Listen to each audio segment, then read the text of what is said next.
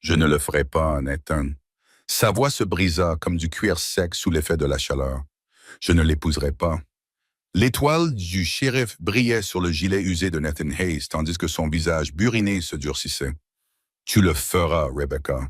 Tu épouseras Jake Morrison, ou tu verras ton fils être enlevé plus vite qu'un feu de prairie ne se propage. Rebecca Clearwater releva le menton avec défi, mais ses mains tremblaient tandis qu'elle serrait son fils de 7 ans contre elle. Derrière Nathan, le cowboy sombre restait silencieux comme une pierre tombale, ses yeux sombres indéchiffrables sous le bord de son chapeau noir. La rue principale poussiéreuse de Copper Ridge s'étendait devant eux, vide à l'exception du vent chaud qui transportait des murmures de scandale et de mesures désespérées. Ce n'était pas ainsi que l'amour était censé commencer. Avec des menaces et des documents juridiques, avec les dettes d'un mari décédé qui pesaient comme un nœud coulant autour du cou d'une veuve. Mais dans le territoire impitoyable du Montana de 1882, l'amour était un luxe que la plupart des gens ne pouvaient se permettre. La survie passait devant tout, et parfois, la survie exigeait des choix impossibles. Sheriff Hayes, dit Rebecca, la voix ferme malgré la tempête qui faisait rage dans son cœur, vous me demandez de m'unir à un inconnu. Je vous demande de sauver votre famille, répondit Nathan, le ton juste assez doux pour lui rappeler qu'ils avaient autrefois été amis. Jake est un homme bon, meilleur que la plupart, et il est consentant. Le cow-boy Jake Morrison s'avança alors, ses éperons tintant doucement contre les planches de bois. Quand il parla, sa voix était profonde comme des pierres de rivière, rugueuse à force d'avoir appelé le bétail à travers des étendues infinies pendant des années. « Madame, dit-il en touchant le bord de son chapeau, je sais que ce n'est pas ce que vous vouliez, mais je vous donne ma parole. Vous et le garçon serez en sécurité. C'est tout ce que je vous offre, rien de plus. » Rebecca le regarda dans les yeux, cherchant quelque chose. De la gentillesse, peut-être, ou du moins l'absence de cruauté. Ce qu'elle trouva, c'était un immense vide, comme si quelque chose d'essentiel avait été arraché de lui depuis longtemps. Elle ne savait pas encore que Jake Morrison était l'homme le plus solitaire des 3 comtés, portant des blessures qui faisaient paraître son propre chagrin insignifiant. Elle ne savait pas que sous son silence se cachait un cœur si meurtri qu'il s'était convaincu qu'il ne pourrait jamais guérir. Tout ce qu'elle savait, c'est que ses choix se résumaient à ce moment précis. Épouser un inconnu ou perdre tout ce qui comptait pour elle. Ce qui est étrange avec le désespoir, c'est qu'il rend les décisions impossibles simples. 3 heures plus tard, Rebecca se tenait dans le salon du juge Patterson, vêtue de sa plus belle robe, celle que Thomas aimait tant, désormais défraîchie à force d'avoir été lavée et déchirée trop souvent. Son fils Danny se blottissait contre elle, sa petite main serrant le cheval en bois sculpté que son père lui avait fabriqué à Noël, avant que la fièvre ne l'emporte. « Mes chers amis, » commença le juge Patterson, sa voix résonnant étrangement dans la petite pièce qui sentait l'huile de citron et le tabac vieux. Rebecca entendait à peine ses paroles. Son esprit ne cessait de revenir à la révélation de ce matin-là. Comment Nathan Hayes était apparu à sa porte, avec des papiers montrant des dettes qu'elle ne savait pas que Thomas avait accumulées. Des dettes de jeu, des dettes d'alcool, de l'argent emprunté sur la maison, sur la terre, sur tous les rêves qu'ils avaient construits ensemble. Avant de nous lancer ensemble dans cette incroyable aventure, j'ai une petite faveur à vous demander. Abonnez-vous à ma chaîne, aimez cette vidéo. Cela ne vous coûte rien, mais cela signifie beaucoup pour moi. Et dites-moi dans les commentaires depuis quel magnifique coin du monde vous me regardez. Votre soutien fait vraiment toute la différence. Jacob Morrison, acceptez-vous de prendre cette femme? Elle jeta un regard en coin à l'homme qui était sur le point de devenir son mari. Jake se tenait immobile comme un bloc de granit sculpté, les mains jointes derrière le dos, la mâchoire crispée. Il s'était préparé pour la cérémonie. Rasé, coiffé ses cheveux bruns, revêtu un manteau noir qui moulait ses larges épaules. Mais son regard restait distant, fixé sur un point situé au-delà de la tête du juge, comme s'il assistait au mariage de quelqu'un d'autre. « Oui, » dit-il lorsqu'on lui demanda, d'une voix aussi dénuée d'émotion que s'il commandait un café. « Et toi, Rebecca Clearwater, acceptes-tu de prendre cet homme? » Les mots restèrent coincés dans sa gorge comme des épines. Tout cela était faux, complètement faux. Le mariage devait être fondé sur l'amour, le choix, l'espoir en l'avenir. Pas sur le désespoir, les manipulations juridiques et l'ultimatum d'un shérif. Mais la petite main de Danny se resserra dans la sienne, et elle se souvint de la menace de Nathan. Le tribunal territorial pouvait la déclarer mère indigne, veuve incapable de gérer les dettes de son défunt mari, incapable de s'occuper correctement d'un garçon en pleine croissance. Il pouvait le lui enlever, le placer chez des étrangers. Elle ne le reverrait peut-être jamais.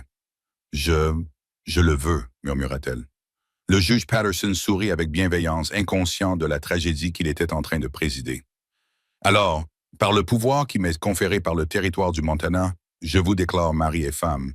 Vous pouvez embrasser la mariée. Jake se tourna vers elle pour la première fois depuis qu'ils étaient entrés dans le salon. De près, elle pouvait voir les fines rides autour de ses yeux, la légère cicatrice sur sa tempe gauche, sa bouche perpétuellement tournée vers le bas, comme si sourire était devenu un concept étranger.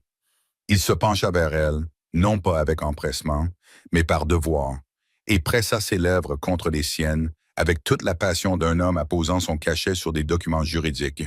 Le baiser dura peut-être 3 secondes. Ses lèvres étaient chaudes mais inflexibles, et elle sentit l'odeur du cuir et de la sauge qui imprégnait ses vêtements. Lorsqu'il se recula, son expression resta inchangée. « Voilà », dit le juge Patterson d'un ton enjoué en refermant son livre. « Tout est légal et en règle.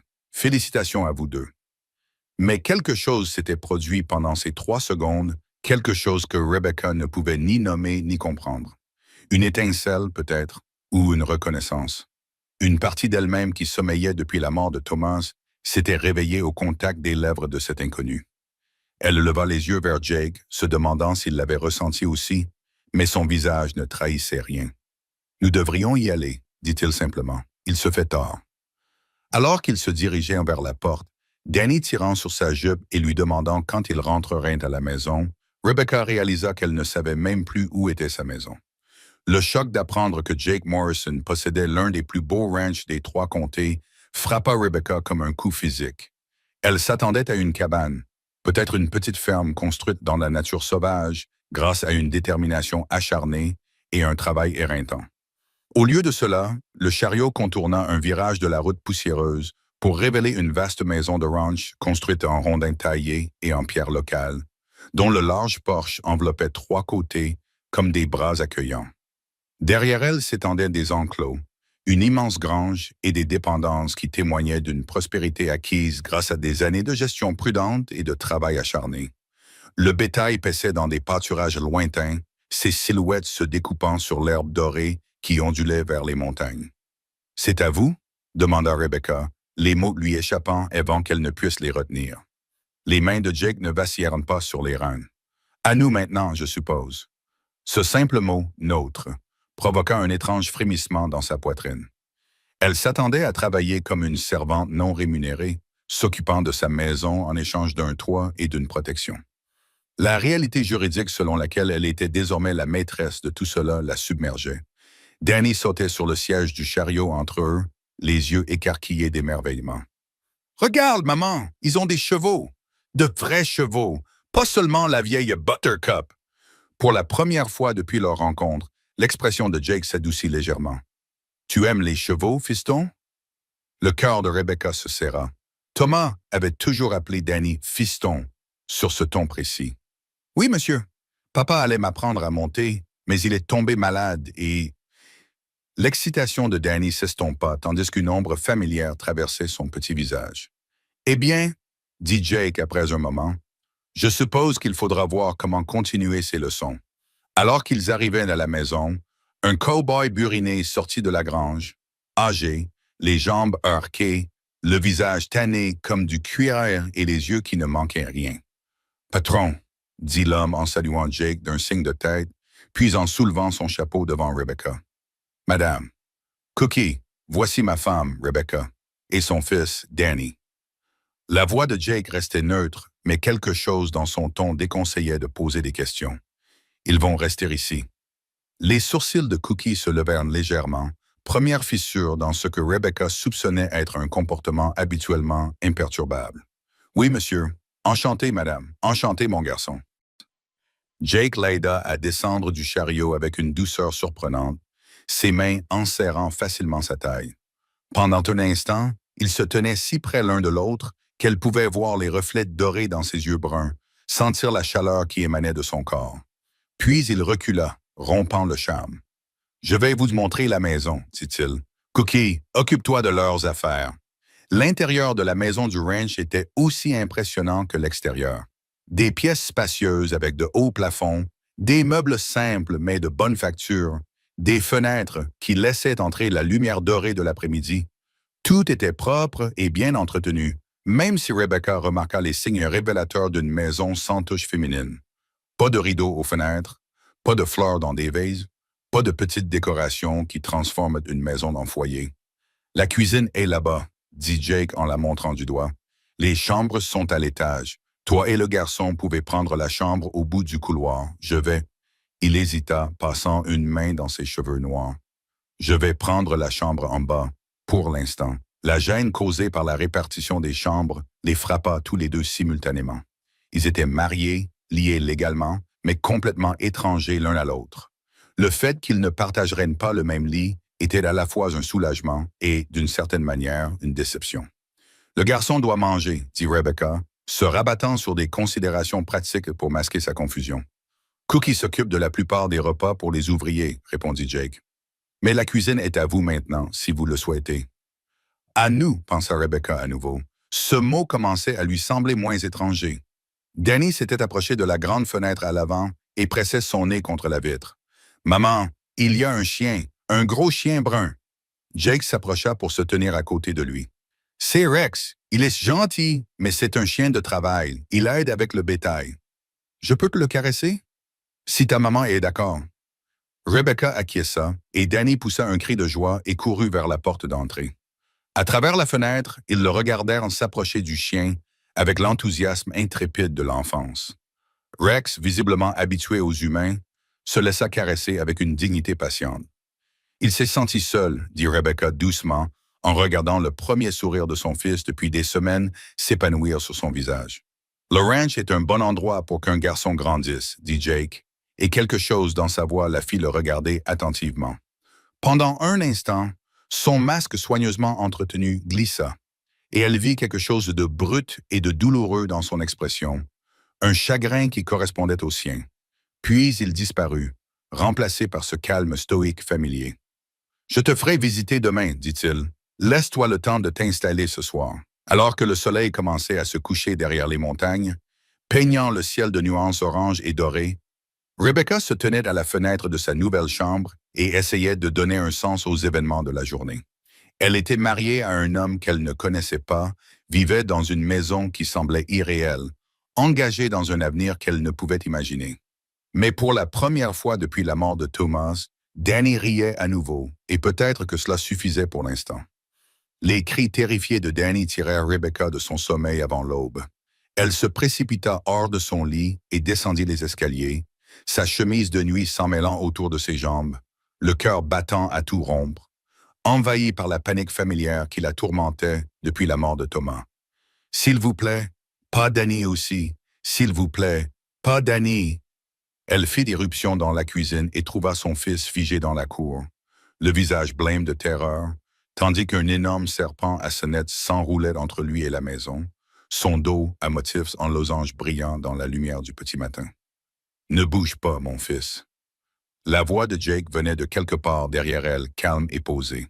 « Ne respire même pas fort. » La gorge de Rebecca se serra de peur. Le serpent mesurait facilement 2 mètres de long, était aussi épais que son poignet et son crotale vibrait déjà en signe d'avertissement. Danny était trop loin pour qu'elle puisse l'atteindre et tout mouvement brusque risquait de déclencher une attaque. « Maman? » La voix de Danny était faible et tremblante. « Chut, mon chéri, reste immobile, reste très, très immobile. » Le murmure du métal sur le cuir lui indiqua que Jake avait sorti son arme. Elle retint son souffle, sachant qu'il n'aurait qu'une seule chance. S'il ratait son coup, le serpent pourrait frapper avant qu'il ne puisse tirer à nouveau.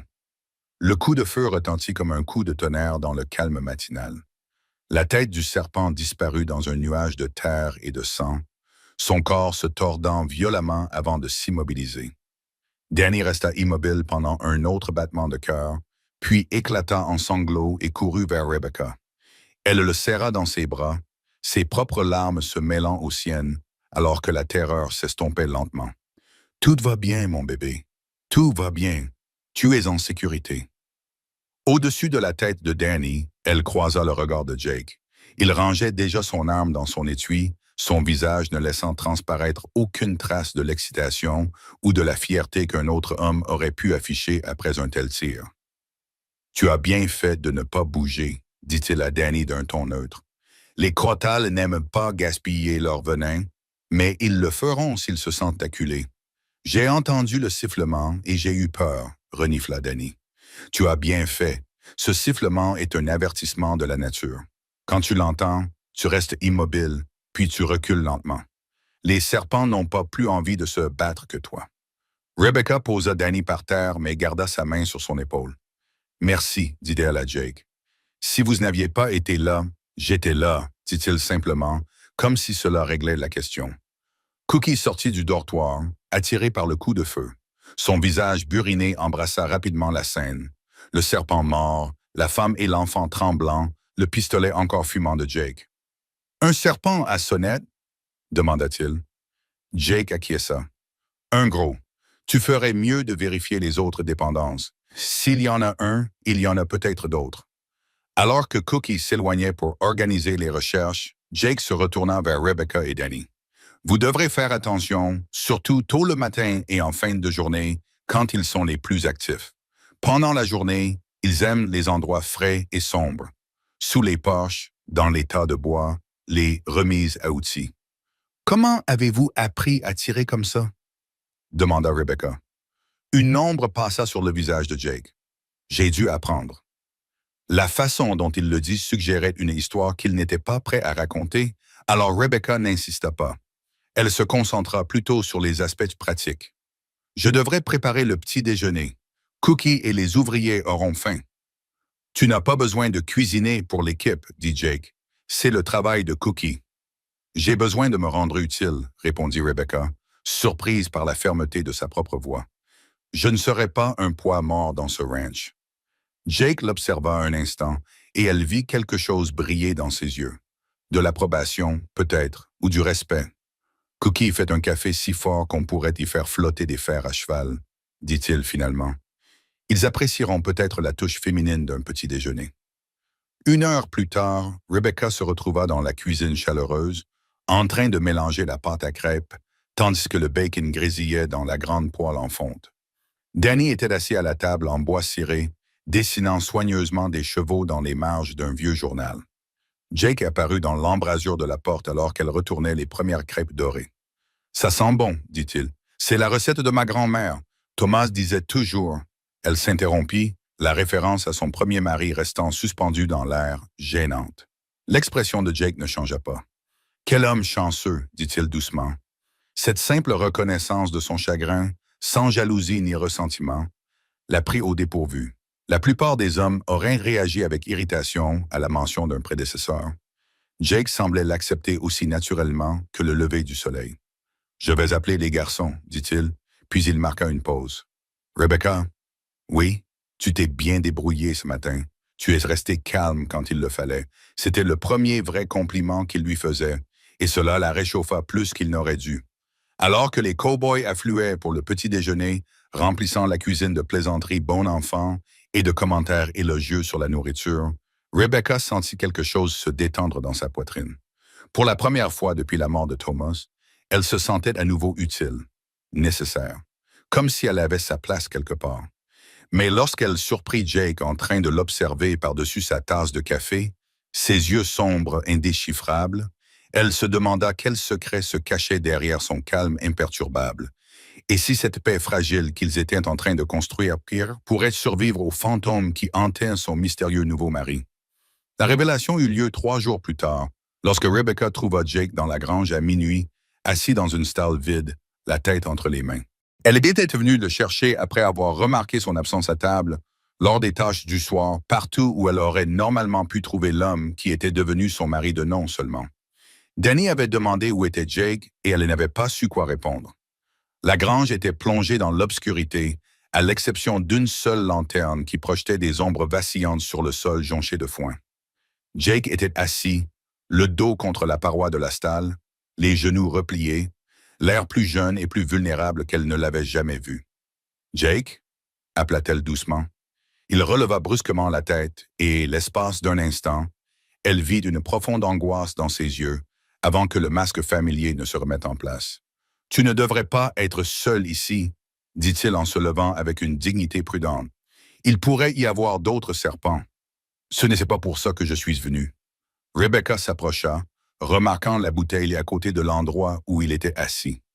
Du whisky, presque vide. « Les hommes ont dit que tu n'avais pas dîné. Je n'avais pas faim.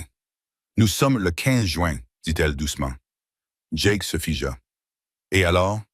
Cookie a mentionné que cela faisait exactement 2 ans que... Elle hésita puis continua. Que ta première femme était décédée. Les mots restèrent suspendus entre eux comme de la fumée. Le visage de Jake devint dur comme de la pierre, mais elle pouvait voir les muscles de sa mâchoire se contracter. Cookie parle trop. Ils s'inquiètent pour toi. Ils s'inquiètent tous. Je n'ai besoin de l'inquiétude de personne. Jake tendit la main vers la bouteille, mais Rebecca fut plus rapide. Elle la lui arracha des mains et la posa sur un tonneau hors de sa portée. « Peut-être pas d'inquiétude, dit-elle, mais tout le monde a besoin de quelqu'un qui l'écoute. » Jake éclata d'un rire qui ressemblait au bruit du verre brisé. « Écoutez quoi? Comment j'ai causé la mort de ma femme? Comment j'étais censé la protéger? Et j'ai échoué. » La douleur dans sa voix était si vive que le chagrin de Rebecca semblait y faire écho. Elle comprenait maintenant pourquoi il traversait le monde comme un homme qui essayait de ne rien toucher. Il avait peur de briser tout ce qu'il touchait. « Parle-moi d'elle, dit-elle. »« Non. » « Comment s'appelait-elle? » Jake serra les poings. « Sarah. Elle s'appelait Sarah. »« Comment vous êtes-vous rencontrés? »« Rebecca, ne fais pas ça. »« Comment l'as-tu rencontrée, Jake? » Il la fixa longuement, comme s'il essayait de décider s'il devait s'en aller ou répondre. Finalement, quelque chose dans son visage s'effondra. « À une réunion paroissiale à Billings, dit-il doucement. Elle rendait visite à sa tante. C'était la plus jolie fille que j'avais jamais vue, avec des cheveux blonds comme les rayons du soleil et un rire cristallin. Je n'arrivais pas à croire qu'elle s'intéressait à un cow-boy rustre comme moi. » Rebecca s'installa confortablement sur une botte de foin. Elle ne partirait pas. Elle attendrait. « Je l'ai courtisée pendant 6 mois, » continua Jake, la voix lointaine, perdue dans ses souvenirs. Je parcourais 50 kilomètres chaque dimanche juste pour m'asseoir avec elle sous le porche de sa tante. Quand j'ai enfin trouvé le courage de la demander en mariage, elle a dit oui avant même que j'aie fini ma phrase. Elle t'aimait. Je croyais qu'elle m'aimait. Peut-être qu'elle m'aimait au début, avant qu'elle ne découvre la réalité de la vie ici. La voix de Jake se fit amère. Une fille de la ville, élevée dans le confort. Cet endroit, cette vie, ça l'a détruite petit à petit. Que s'est-il passé, Jake? Une attaque Comanche, 3 comtés plus loin. On a appris qu'il se dirigeait vers ici, attaquant des ranchs isolés. J'aurais dû l'emmener en ville, la mettre en sécurité quelque part. Mais je pensais que le ranch était assez éloigné, assez caché. Je pensais pouvoir la protéger moi-même. Le cœur de Rebecca se serra lorsqu'elle devina ce qui allait suivre. Je vérifiais le pâturage nord quand ils sont arrivés. J'ai entendu les coups de feu, j'ai vu la fumée s'élever de la maison. Quand je suis revenu, la voix de Jake se brisa. Il l'avait brûlée, toute brûlée. Je l'ai trouvée dans ce qui restait de la chambre. Elle était, mon Dieu, Rebecca, ce qu'ils lui ont fait. Il se détourna, les épaules tremblantes. Rebecca se leva et se plaça derrière lui sans le toucher, mais suffisamment près pour qu'il puisse sentir sa présence. « Ce n'était pas ta faute, » dit-elle doucement. « J'étais son mari. J'avais juré de la protéger. Tu ne pouvais pas savoir. J'aurais dû la renvoyer chez sa tante après la première année. J'aurais dû voir qu'elle n'était pas heureuse, qu'elle n'était pas faite pour cette vie. Mais j'étais égoïste. Je ne pouvais pas me résoudre à la laisser partir. » Rebecca tendit la main avec hésitation et la posa sur son épaule. Il tressaillit, mais ne la repoussa pas. « Elle t'a épousé en sachant à quoi ressemblerait la vie ici, » dit Rebecca. « C'était son choix, Jake. C'était à elle de prendre ce risque. » Vraiment, ou est-ce que je lui ai peint un tableau idyllique en lui cachant la triste réalité? La question resta en suspens, lourde de remords et de culpabilité qui le rongeaient depuis 2 ans. Rebecca comprenait maintenant pourquoi Jake avait pris soin de ne lui promettre rien d'autre que la sécurité lorsqu'ils s'étaient mariés. Pourquoi il se tenait à l'écart, gardait ses distances. Il était terrifié à l'idée d'échouer à nouveau. Jake, dit-elle, regarde-moi. Lentement, à contre-cœur, il se retourna. Ses yeux brillaient de larmes contenues. Je ne suis pas Sarah, dit-elle simplement. Je sais ce que coûte cette vie. Je l'ai déjà payée une fois. Pendant un instant, quelque chose vacilla dans son expression. De l'espoir peut-être, ou la faible possibilité d'un pardon. Puis il recula, rompant le contact. Peu importe, dit-il d'un ton sec. Les morts sont morts, et je l'ai tué comme si je lui avais moi-même tiré une balle. Il la bouscula pour se diriger vers la porte de la grange, laissant derrière lui le whisky, la lanterne et son moment de vulnérabilité. Mais en le regardant s'éloigner, Rebecca comprit que quelque chose avait changé entre eux.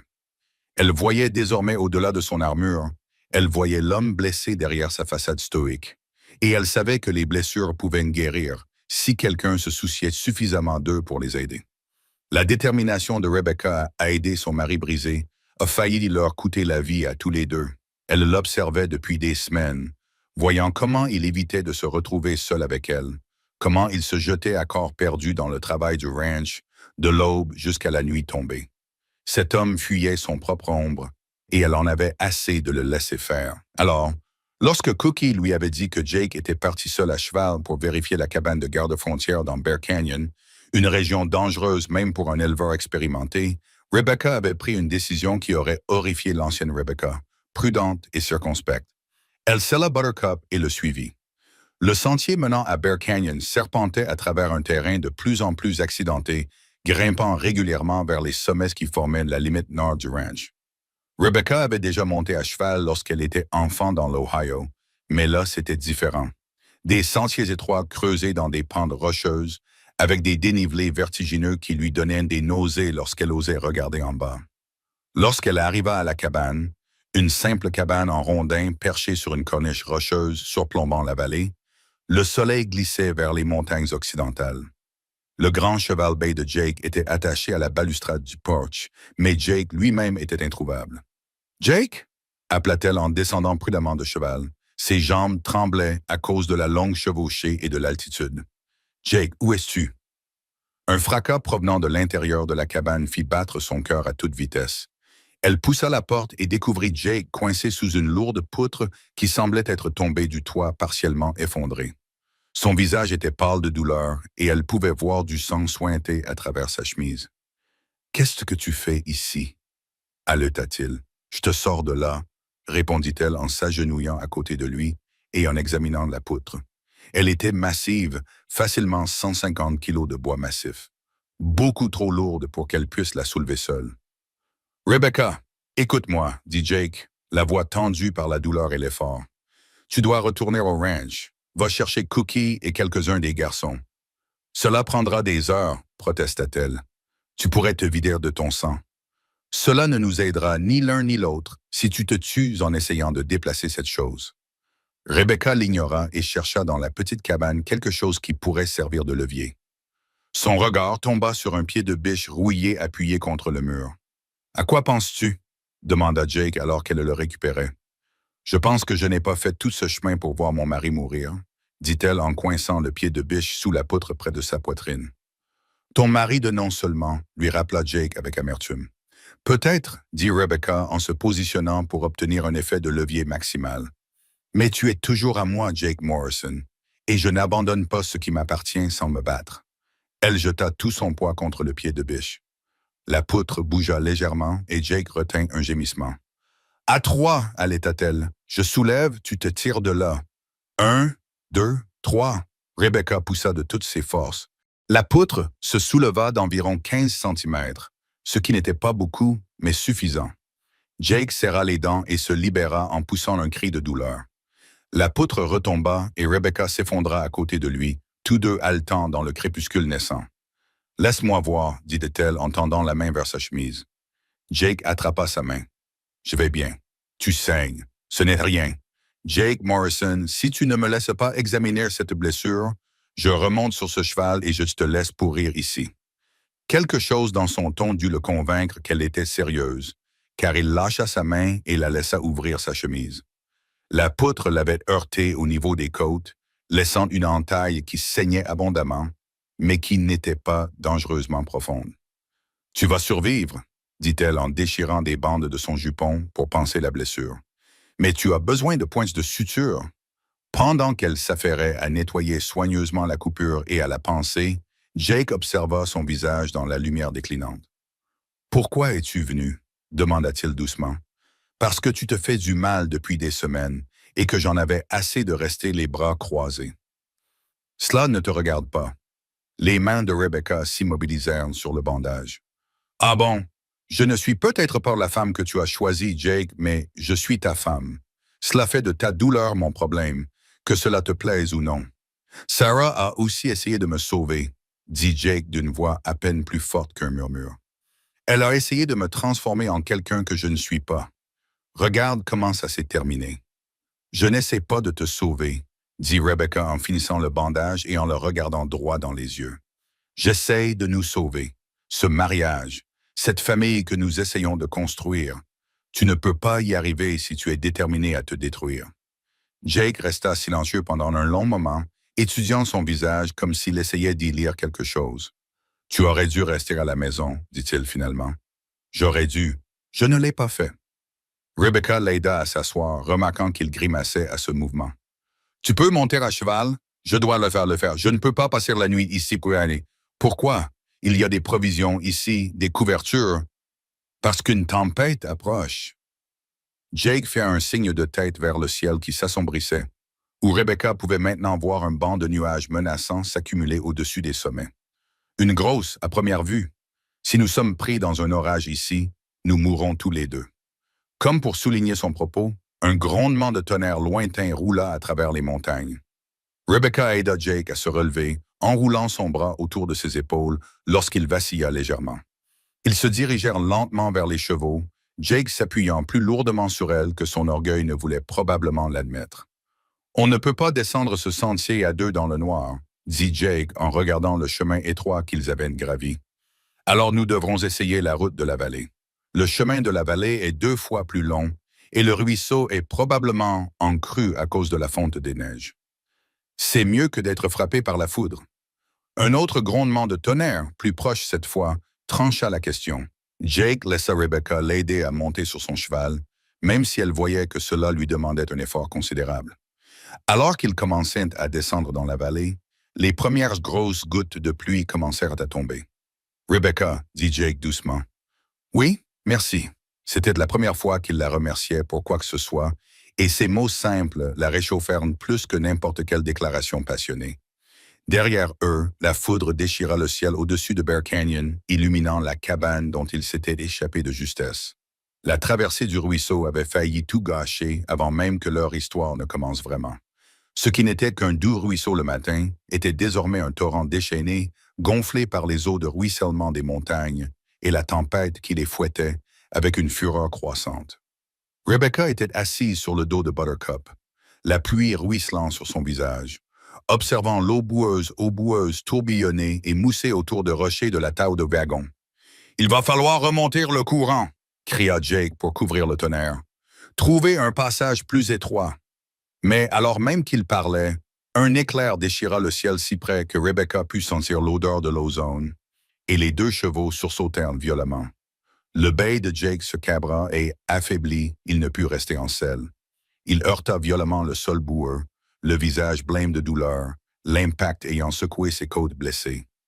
Le cheval bâille, effrayé par le tonnerre et la chute de son cavalier, s'enfuit dans l'obscurité. « Jake! » Rebecca descendit de cheval et courut vers lui, ses bottes glissant dans la boue. Il était conscient, mais avait du mal à respirer, une main pressée contre son flanc bandé. Du sang suintait à travers le pansement de fortune.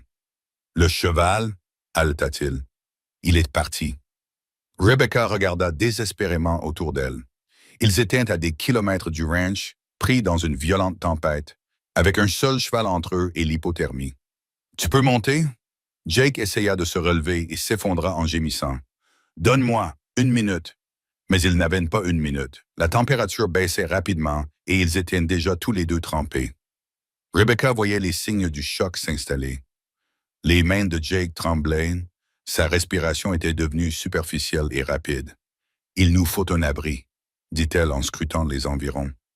À une centaine de mètres en amont, elle aperçut ce qui semblait être un surplomb rocheux. « Là-bas, tu peux y arriver? »« Laisse-moi, » dit Jake en claquant des dents. « Prends Buttercup et retourne au ranch. » Pas question. Rebecca passa ses bras sous ses épaules et le releva à la force de ses bras. « Allez, cowboy, voyons si tu es aussi coriace que tu le prétends. » Le trajet jusqu'à l'avancée de roche lui sembla interminable. Jake s'appuya lourdement sur elle, son poids la faisant presque tomber à genoux à chaque pas. La foudre continuait de craquer au-dessus de leur tête et le vent leur fouettait le visage de gouttes de pluie aussi fines que des aiguilles.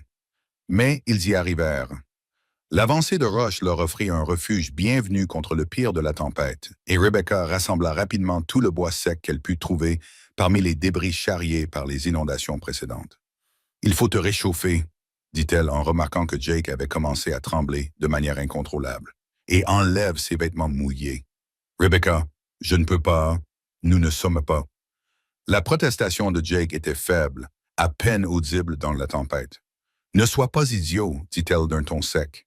« Il s'agit de survivre, pas de convenance. » Elle l'aida à retirer sa chemise mouillée, essayant de ne pas remarquer la largeur de ses épaules, ni la façon dont la lumière du feu jouait sur les muscles de son torse. Le bandage était imbibé de sang et d'eau de pluie, et elle le remplaça rapidement par des bandes sèches déchirées à l'intérieur de sa jupe. « Ça va mieux ?» demanda-t-elle. Jake acquiesça, reprenant un peu de couleur alors que le feu commençait à les réchauffer. « À ton tour. »« Quoi? »« Ta robe, elle est trempée. Tu vas attraper une pneumonie. » Rebecca sentit ses joues s'empourprer, et cela n'avait rien à voir avec le feu. L'idée de se déshabiller devant cet homme qu'elle connaissait à peine, mari ou pas, était terrifiante. Mais Jake avait raison. Le tissu épais était froid et moite contre sa peau, et elle commençait à trembler autant que lui. « Tourne-toi, » dit-elle. Jake lui tourna docilement le dos, et Rebecca se déshabilla rapidement pour ne garder que sa chemise et ses culottes, s'enveloppant dans la couverture sèche provenant du sac à dos de Buttercup. Lorsqu'elle se retourna, Jake lui tendait son manteau. « Tenez, c'est de la laine, ça reste chaud même quand c'est mouillé. » Elle le prit avec gratitude et enroula le vêtement trop grand autour de ses épaules. Il sentait comme lui, le cuir, la sauge et quelque chose d'indéfinissable, de masculin, qui lui donnait des papillons dans le ventre. « Merci. » Ils restèrent assis en silence pendant un moment, écoutant la tempête faire rage à l'extérieur de leur petit abri. Le feu crépitait entre eux, projetant des ombres dansantes sur les parois rocheuses. « Je suis désolé, » dit soudain Jake. « Pourquoi? »« Pour ça, pour t'avoir mise en danger, pour avoir été assez stupide pour monter la haute tout seul. »« Tu ne m'as pas mise en danger, » dit Rebecca. « J'ai choisi de te suivre. »« Pourquoi? » La question semblait lui échapper. « Pourquoi risquer ta vie pour un homme que tu connais à peine? » Rebecca réfléchit soigneusement à sa réponse. « Parce que tu n'es plus un homme que je connais à peine. Tu es mon mari. Et plus que ça, tu es un homme bon qui s'est convaincu qu'il ne vaut rien. » Jake rit amèrement. « Tu ne sais pas qui je suis. Je sais que tu as sauvé mon fils d'un serpent à sonnette sans hésiter. Je sais que tu travailles jusqu'à l'épuisement plutôt que de demander à quelqu'un d'autre de porter ton fardeau. Je sais que tu nous as donné, à Danny et moi, un foyer alors que nous n'avions nulle part où aller. » Rebecca se rapprocha du feu, toujours enveloppée dans son manteau. « Et je sais que tu as tellement peur de t'attacher à quelqu'un que tu préfères le repousser plutôt que de risquer de le perdre. » Jake resta silencieux si longtemps qu'elle crut qu'il ne répondrait pas. Quand il finit par parler, sa voix était rauque d'émotion. « Et si je ne pouvais pas te protéger? Et si ce qui est arrivé à Sarah? Et si ça n'arrivait pas? » l'interrompit Rebecca. « Et si au lieu de passer notre vie à attendre une tragédie, nous la passions à construire quelque chose qui vaille la peine d'être protégé? » Le feu crépitait entre eux, et dehors, la tempête commençait à s'apaiser. Mais quelque chose avait changé dans le petit espace qu'ils partageaient. Une compréhension, peut-être, ou les premiers fils fragiles de quelque chose de plus profond qu'une simple commodité. « Les hommes vont nous chercher demain matin, » dit Jake. « Probablement. Nous devrions essayer de nous reposer. Probablement. Aucun d'eux ne fit le moindre geste pour s'allonger. Au lieu de cela, ils restèrent assis à regarder le feu s'éteindre, chacun perdu dans des pensées qu'ils n'étaient pas prêts à partager. Mais lorsque Rebecca finit par se blottir près des braises mourantes, enveloppée dans le manteau de Jake et la couverture du cheval, elle sentit qu'il s'installait près d'elle, assez près pour partager sa chaleur, assez loin pour préserver les convenances. Et pour la première fois depuis leur mariage, elle s'endormit au son de la respiration d'une autre personne à ses côtés. L'équipe de secours les trouva à l'aube, et l'expression sur le visage buriné de Cookie suffit à Rebecca pour comprendre comment leur nuit de survie serait interprétée par les employés du ranch. Elle et Jake s'étaient réveillés blottis l'un contre l'autre à côté des cendres froides de leur feu, son bras protecteur autour de sa taille, sa tête posée sur son épaule. Pendant un instant, encore entre le sommeil et l'éveil, cela lui avait semblé naturel, chaleureux, sûr et juste. Puis Jake s'était écarté brusquement, comme s'il s'était brûlé, et les murs familiers s'étaient refermés. « Patron! » s'écria Cookie en les apercevant. « Tu es gravement blessé? »« Je vais bien, » répondit Jake, même si Rebecca pouvait voir qu'il ménageait ses côtes blessées en se levant. « Le cheval m'a désarçonné pendant la tempête. »« Heureusement que ta femme t'a suivi, » dit Tom Brady, l'un des plus jeunes ouvriers, les yeux passant de Rebecca au torse nu de Jake. Une chance incroyable. Rebecca sentit ses joues s'empourprer lorsqu'elle réalisa à quoi il devait ressembler. Elle en sous-vêtements et vêtue du manteau de Jake, lui torse nu, tous deux froissés après avoir dormi à la dure. Les implications étaient claires, et elle pouvait voir la spéculation dans les yeux des hommes. Qu'ils pensent ce qu'ils voulaient. Elle n'avait rien à se reprocher. Le trajet de retour au ranch fut une torture. Jake insista pour qu'elle monte avec Cookie tandis qu'il partageait la selle de Tom, maintenant une distance prudente entre eux. Mais Rebecca sentait son regard posé sur elle, et chaque fois que leurs yeux se croisaient à travers l'espace entre les chevaux, quelque chose d'électrique passait entre eux. Le souvenir de son réveil dans ses bras la hantait. Pendant ces quelques secondes, avant que sa conscience ne revienne complètement, elle s'était sentie chérie, protégée, désirée. Cela faisait si longtemps qu'un homme ne l'avait pas tenue ainsi.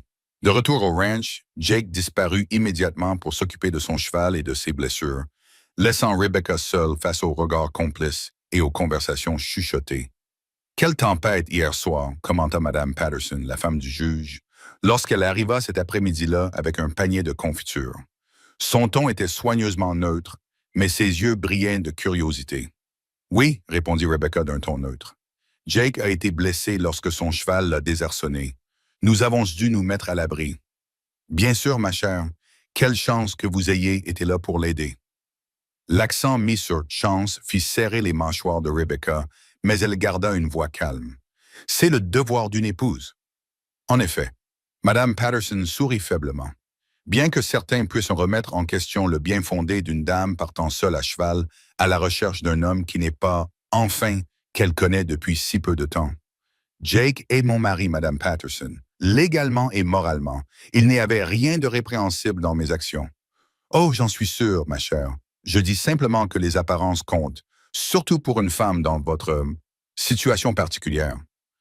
Après le départ de la femme, Rebecca resta debout dans sa cuisine, les mains tremblantes de colère contenue. Sa situation particulière, comme si le fait d'avoir été contrainte de se marier pour sauver son fils la rendait en quelque sorte inférieure, plus vulnérable au ragot et au jugement. Elle bouillait encore de rage lorsque Jake apparut dans l'embrasure de la porte de la cuisine ce soir-là, rasé de près et vêtu de vêtements propres. Le bandage autour de ses côtes était visible sous sa chemise déboutonnée. « Ça va ?» demanda-t-il doucement. « Ça va. Tu n'as pas l'air d'aller bien. » Rebecca se détourna de la cuisinière où elle remuait machinalement une casserole de ragoût. « Madame Patterson m'a rendu visite aujourd'hui. » Le visage de Jake s'assombrit. « Qu'est-ce qu'elle a dit? » « Rien de direct, juste des insinuations sur les convenances et les apparences. » Rebecca posa la cuillère avec plus de force que nécessaire. « Sur le fait qu'une femme dans ma situation particulière devrait être plus prudente. »« Maudite soit-elle, » marmonna Jake. « Ce n'est pas grave, » dit Rebecca, même s'ils savaient tous les deux que c'était important. Dans une petite communauté comme Copper Ridge, la réputation était primordiale. Les gens parleront toujours. Jake s'approcha d'elle et elle sentit l'odeur familière du cuir et de la sauge qui l'avait enveloppée comme un réconfort pendant leur nuit dans la tempête. Rebecca, ce qui s'est passé hier soir? Il ne s'est rien passé, dit-elle rapidement, ne voulant pas qu'ils s'excusent pour ce moment de tendresse qu'ils avaient partagé. Nous avons survécu, c'est tout. Mais Jake s'approcha encore, suffisamment pour qu'elle puisse voir les reflets dorés dans ses yeux bruns, suffisamment pour sentir la chaleur qui se dégageait de son corps.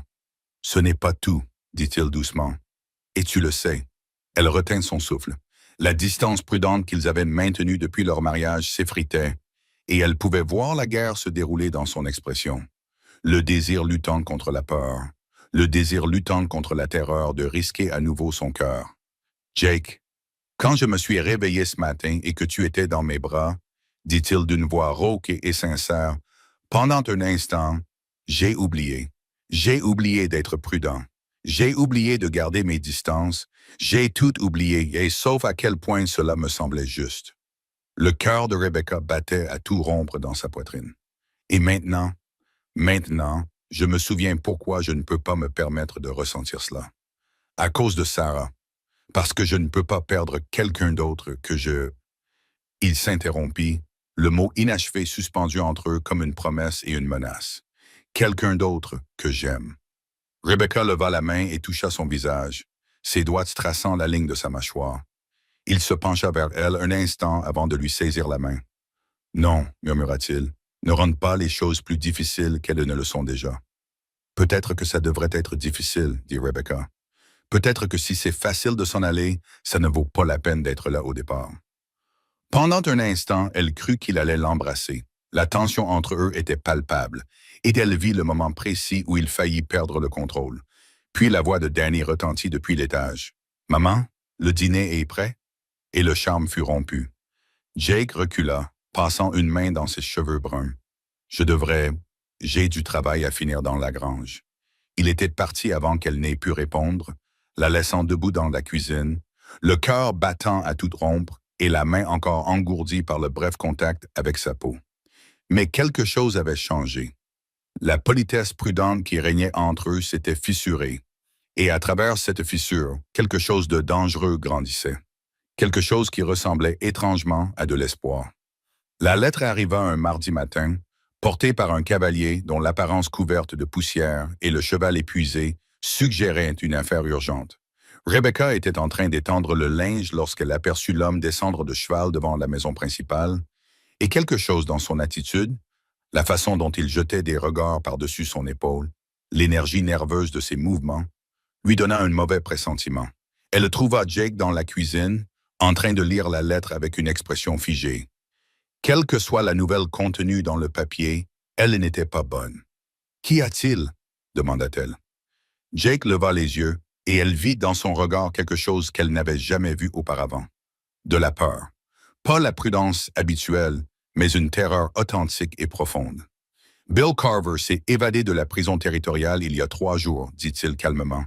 Il a tué 2 gardes. » Ce nom ne disait rien à Rebecca, mais la façon dont Jake le prononça lui donna la chair de poule. Qui est Bill Carver? Un homme qui a la mémoire longue et qui n'a plus rien à perdre. Jake posa la lettre avec précaution, comme si elle pouvait le mordre. Nous avons eu une altercation il y a quelques années, à Dodge City. Quel genre d'altercation? Jake resta silencieux pendant un long moment, et Rebecca voyait qu'il se demandait ce qu'il devait lui dire. Finalement, il soupira et se frotta le visage avec les 2 mains. Il y avait une fille. À peine âgée de 17 ans, elle travaillait dans l'un des saloons. Carver l'avait revendiqué. Il disait qu'elle lui appartenait. La voix de Jake devint amère. Le problème, c'est qu'elle ne voyait pas les choses de cette façon. Qu'avez-vous fait? Ce que tout homme honnête aurait fait. Je me suis interposé entre eux lorsqu'il a essayé de la traîner à l'étage contre son gré. Les mains de Jake se serrèrent en point à se souvenir. La bagarre a mal tourné. Carver a sorti un couteau et je l'ai mis KO si violemment que le docteur n'était pas sûr qu'il puisse remarcher un jour. Rebecca sentit un frisson lui parcourir l'échine. Et alors, il a remarché? Finalement, oui. Mais pas avant que cette fille ait trouvé le courage de témoigner sur d'autres choses qu'il avait faites, d'autres filles qu'il avait blessées. Le juge l'a condamné à 15 ans de prison territoriale. Et maintenant, il est libre. Et maintenant, il est libre, confirma Jake d'un ton sinistre. L'adjoint qui a apporté la lettre dit qu'ils ont trouvé l'un des gardes avec un message gravé sur la poitrine. Morrison paiera pour ce qu'il m'a pris. La cuisine sembla soudainement froide malgré le soleil matinal qui pénétrait par les fenêtres. Rebecca s'effondra sur une chaise, l'esprit envahi par toutes sortes d'implications. Il va venir ici. Peut-être, ou peut-être qu'il s'enfuira au Mexique comme la plupart des prisonniers évadés. Mais je ne peux pas prendre ce risque. Jake se leva et se dirigea vers la fenêtre, scrutant l'horizon avec la vigilance d'un homme qui s'attend à une attaque. Je vous envoie, toi et Danny, en ville. Vous pouvez rester à l'hôtel jusqu'à ce que... Non, Jake se retourna, surpris par la fermeté de sa voix. Rebecca, ce n'est pas négociable. Carver est un tueur, et s'il vient ici... Alors que nous l'affronterons ensemble. Rebecca se leva également, répondant à son expression, résolue par la sienne. Je ne vais pas m'enfuir, Jake. Tu dois penser à Danny. Je dois penser à ma famille, et cela t'inclut. Quelque chose passa dans les yeux de Jake. De la surprise, peut-être, ou de la gratitude. Mais son expression resta inflexible. Je ne prendrai pas de risque avec toi, ni l'un ni l'autre. Et je n'abandonnerai pas mon mari alors qu'il a le plus besoin de moi. Rebecca s'approcha de lui et se plaça à ses côtés près de la fenêtre. D'ailleurs, où irions-nous? Si Carver veut vraiment se venger, tu crois que quelques kilomètres et une chambre d'hôtel l'arrêteront? Jake resta silencieux un instant, réfléchissant à ses paroles. La ville a un shérif. C'est une meilleure protection qu'un ranch isolé. La ville compte aussi beaucoup d'innocents qui pourraient être blessés si Carver décide de faire une déclaration. Rebecca lui toucha le bras. Au moins ici, nous pouvons contrôler la situation. Nous? Tu ne penses pas que je vais me cacher dans la cave pendant que tu affrontes seul un tueur, n'est-ce pas? Malgré la gravité de la situation, Jake esquissa ce qui ressemblait à un sourire. Tu sais te servir d'une arme? Mon père m'a appris à tirer avant que j'atteigne l'âge de Danny. Je ne suis pas aussi doué que toi, mais je peux atteindre ma cible. Jake l'étudia longuement, comme s'il la voyait clairement pour la première fois. Tu n'es pas ce à quoi je m'attendais quand Nathan nous a imposé ce mariage. À quoi t'attendais-tu? Un fardeau, une autre personne sans défense à protéger et dont je devrais m'inquiéter. La voix de Jake s'adoucit. Au lieu de cela, j'ai trouvé une partenaire. Ce mot envahit Rebecca d'une vague de chaleur. Une partenaire. Pas une épouse, pas une obligation, mais une partenaire. Alors, qu'est-ce qu'on fait? Demanda-t-elle. Jake resta silencieux pendant un moment, son esprit réfléchissant clairement aux possibilités et aux imprévus. D'abord, on met Danny en sécurité. Cookie a une sœur à Helena, une femme bien, qui a 3 enfants. Danny peut rester là-bas jusqu'à ce que tout ça soit terminé. Il ne voudra pas partir.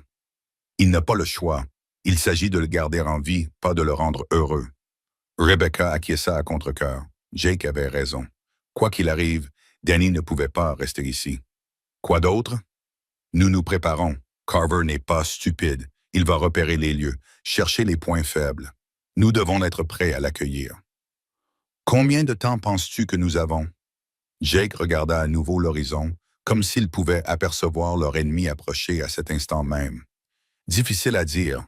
Cela pourrait être quelques jours, voire quelques semaines. Cela dépend de son désir de vengeance et de la prudence avec laquelle il s'y prend. Comme s'il avait été convoqué par leur conversation, Cookie apparut dans l'embrasure de la porte de la cuisine, le visage buriné et sombre. « Patron, il y a eu un incendie chez les Morrison, à Spring Valley. Ça s'est passé il y a 3 nuits. » Jake se figea. « Y a-t-il des blessés? » « Non, Dieu merci. La famille rendait visite à des proches en ville. Mais la maison et la grange ont disparu. Il ne reste plus que des cendres. » Les yeux de Cookie étaient sombres d'inquiétude. L'adjoint pense que cela pourrait être lié à cette évasion dont vous avez entendu parler.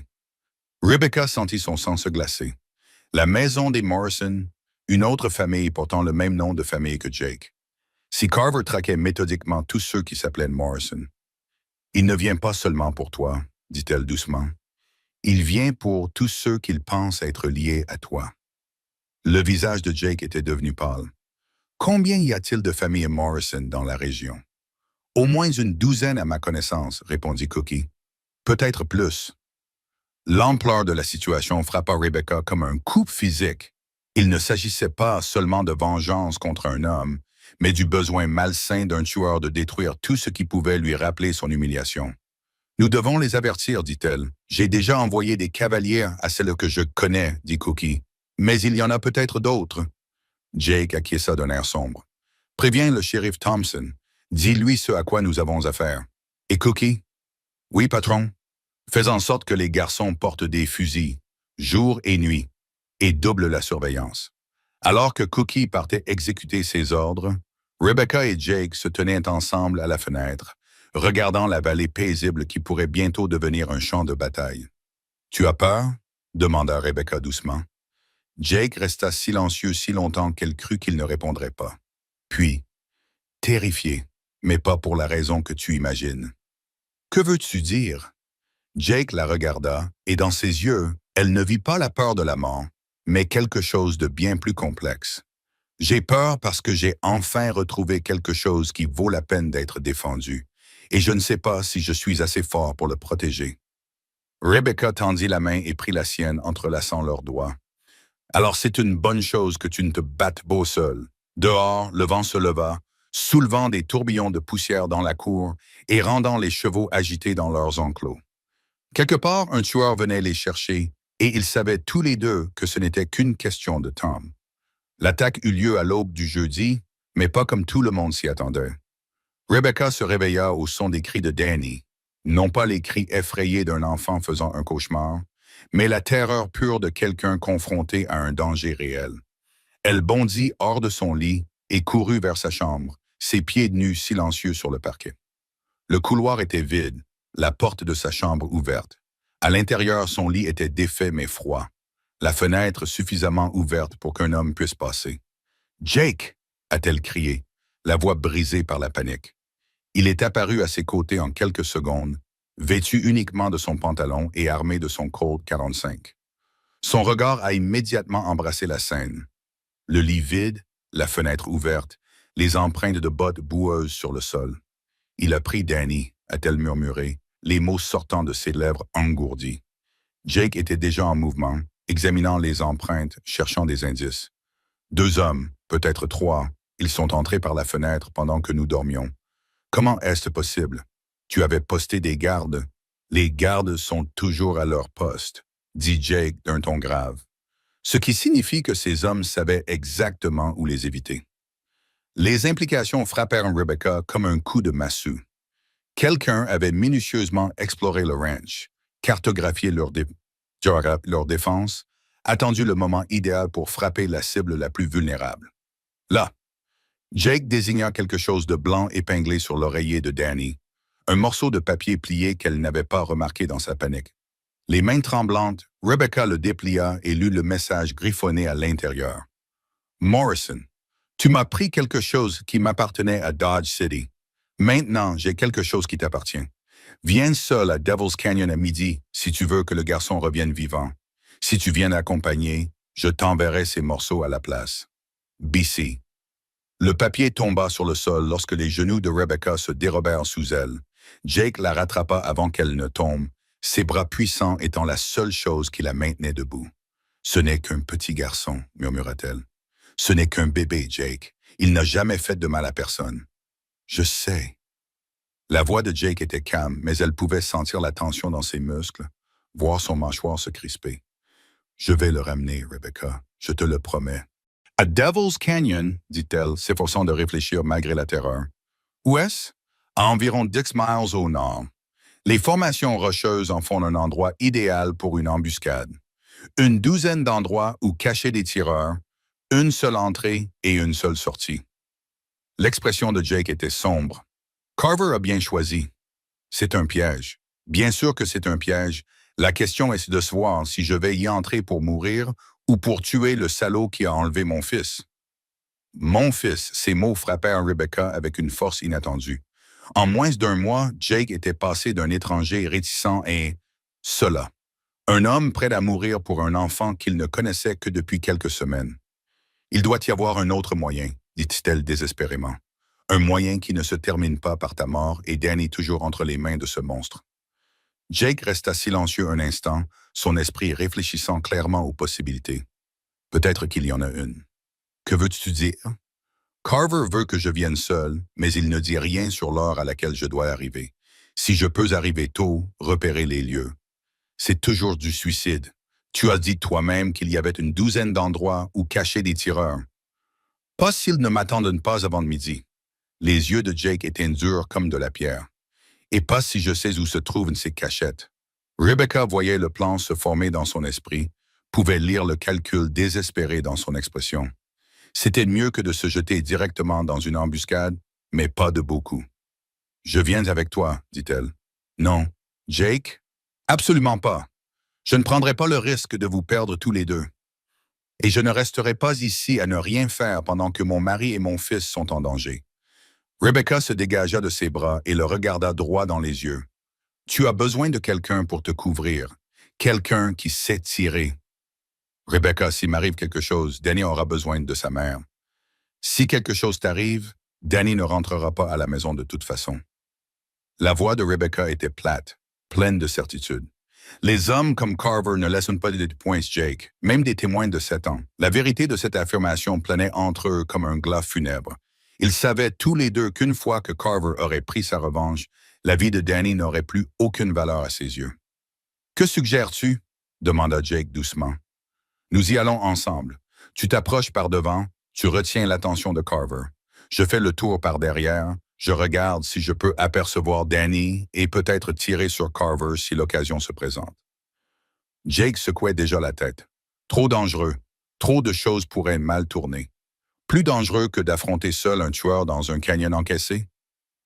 Avant que Jake n'ait pu répondre, Cookie apparut dans l'embrasure de la porte, entièrement habillé et armé de son fusil.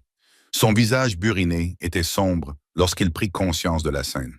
« J'ai entendu du bruit, dit-il. Que se passe-t-il? » Jake expliqua rapidement l'enlèvement de Danny et la demande de Carver. Cookie écouta en silence, son expression s'assombrissant à chaque détail.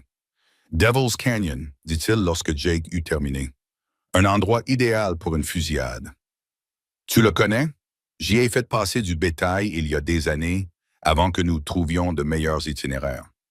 L'endroit ressemble à un entonnoir, une entrée étroite qui s'ouvre sur une cuvette d'une centaine de mètres de diamètre, puis se rétrécit à nouveau à l'arrière.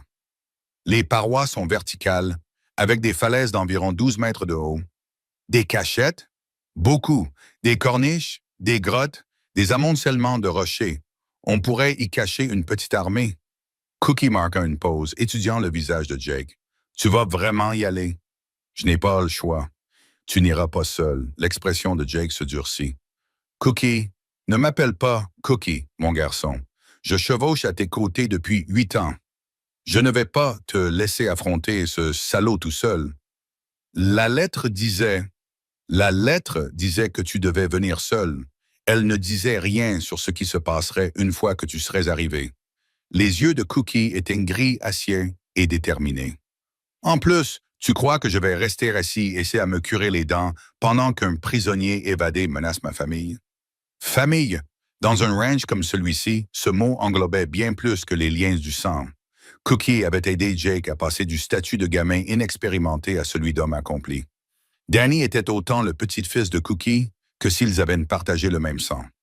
Rebecca sentit quelque chose se détendre dans sa poitrine. Du soulagement, peut-être, ou les premiers signes d'espoir. Ils n'étaient pas seuls dans cette épreuve.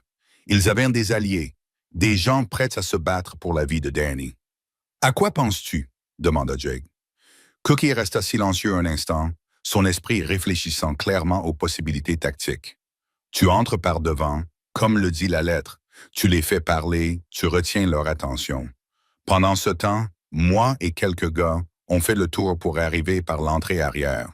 On pourra peut-être les surprendre pendant qu'ils sont concentrés sur toi. Et s'ils vous repèrent avant que vous soyez en position, alors nous commencerons tous à tirer et espérerons que tout se passe bien. » Cookie eut un sourire sinistre. Ce ne serait pas la première fois. Rebecca regarda les deux hommes, voyant la communication tacite qui passait entre eux. Ils avaient déjà combattu ensemble, c'était une fait de confiance au péril de leur vie, dans des situations qui exigeaient des décisions instantanées et une confiance absolue en son partenaire. Elle vit aussi autre chose sur leur visage, la même détermination désespérée qui l'animait. Danny n'était plus seulement son fils, il était devenu membre de cette famille improvisée qui s'était formée autour de leur mariage de convenance. « Quand partons-nous » demanda-t-elle. Les deux hommes la regardèrent d'un air sévère. « Rebecca, » commença Jake. « J'y vais, » dit-elle fermement. « Vous pouvez discuter ou vous pouvez réfléchir à la manière de m'utiliser efficacement, mais je ne resterai pas ici. » Cookie l'observa un instant, puis acquiesça lentement. Elle pourrait être utile comme observatrice, quelqu'un pour surveiller la crête et signaler tout mouvement. Jake semblait vouloir protester, mais le temps pressait. Il était déjà plus de 8 heures. Ils avaient moins de 4 heures pour se mettre en position avant l'heure prévue pour la réunion. « D'accord, dit-il finalement, mais tu restes en retrait, hors de portée. Si les coupes de feu commencent, tu t'éloignes et tu pars chercher de l'aide. Compris? » Rebecca acquiesça, même si tout le monde savait que si les coups de feu commençaient, partir chercher de l'aide serait probablement inutile. Le temps que les secours arrivent, tout serait déjà fini depuis longtemps. « Allons-y, dit Jake, nous avons un garçon à sauver. » Le trajet jusqu'à Devil's Canyon leur sembla interminable, comme s'ils se dirigeaient vers la fin du monde. Rebecca n'avait jamais vu Jake aussi concentré, aussi redoutable. Toute sa douceur avait disparu, laissant place à quelque chose de plus dur et de plus dangereux qu'elle n'aurait pu l'imaginer.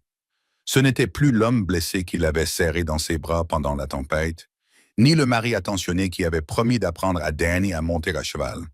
C'était un tueur qui se préparait à la guerre. Ils s'étaient séparés à 3 kilomètres de là. Cookie et 3 des employés du ranch faisaient un grand détour pour approcher l'entrée arrière du canyon, tandis que Jake et Rebecca prenaient la route directe. Le plan était simple. Jake arriverait à midi comme demandé, tandis que l'équipe de Cookie se mettrait en position pour fournir un tir de couverture si nécessaire. Le rôle de Rebecca était de rester cachée sur la crête, surplombant le canyon, avec des jumelles pour repérer les menaces potentielles et un fusil au cas où la situation tournerait mal. C'était un bon plan, il pourrait même fonctionner. Mais lorsqu'ils atteignirent le sommet de la dernière colline et que le Devil's Canyon s'étendit sous leurs yeux, Rebecca sentit son cœur se serrer. Le canyon était exactement comme Cookie l'avait décrit. Un entonnoir naturel creusé par le vent et l'eau dans la roche solide. L'entrée était à peine assez large pour que 2 chevaux puissent passer côte à côte, s'ouvrant sur une dépression en forme de cuvette entourée de parois de 12 mètres de haut.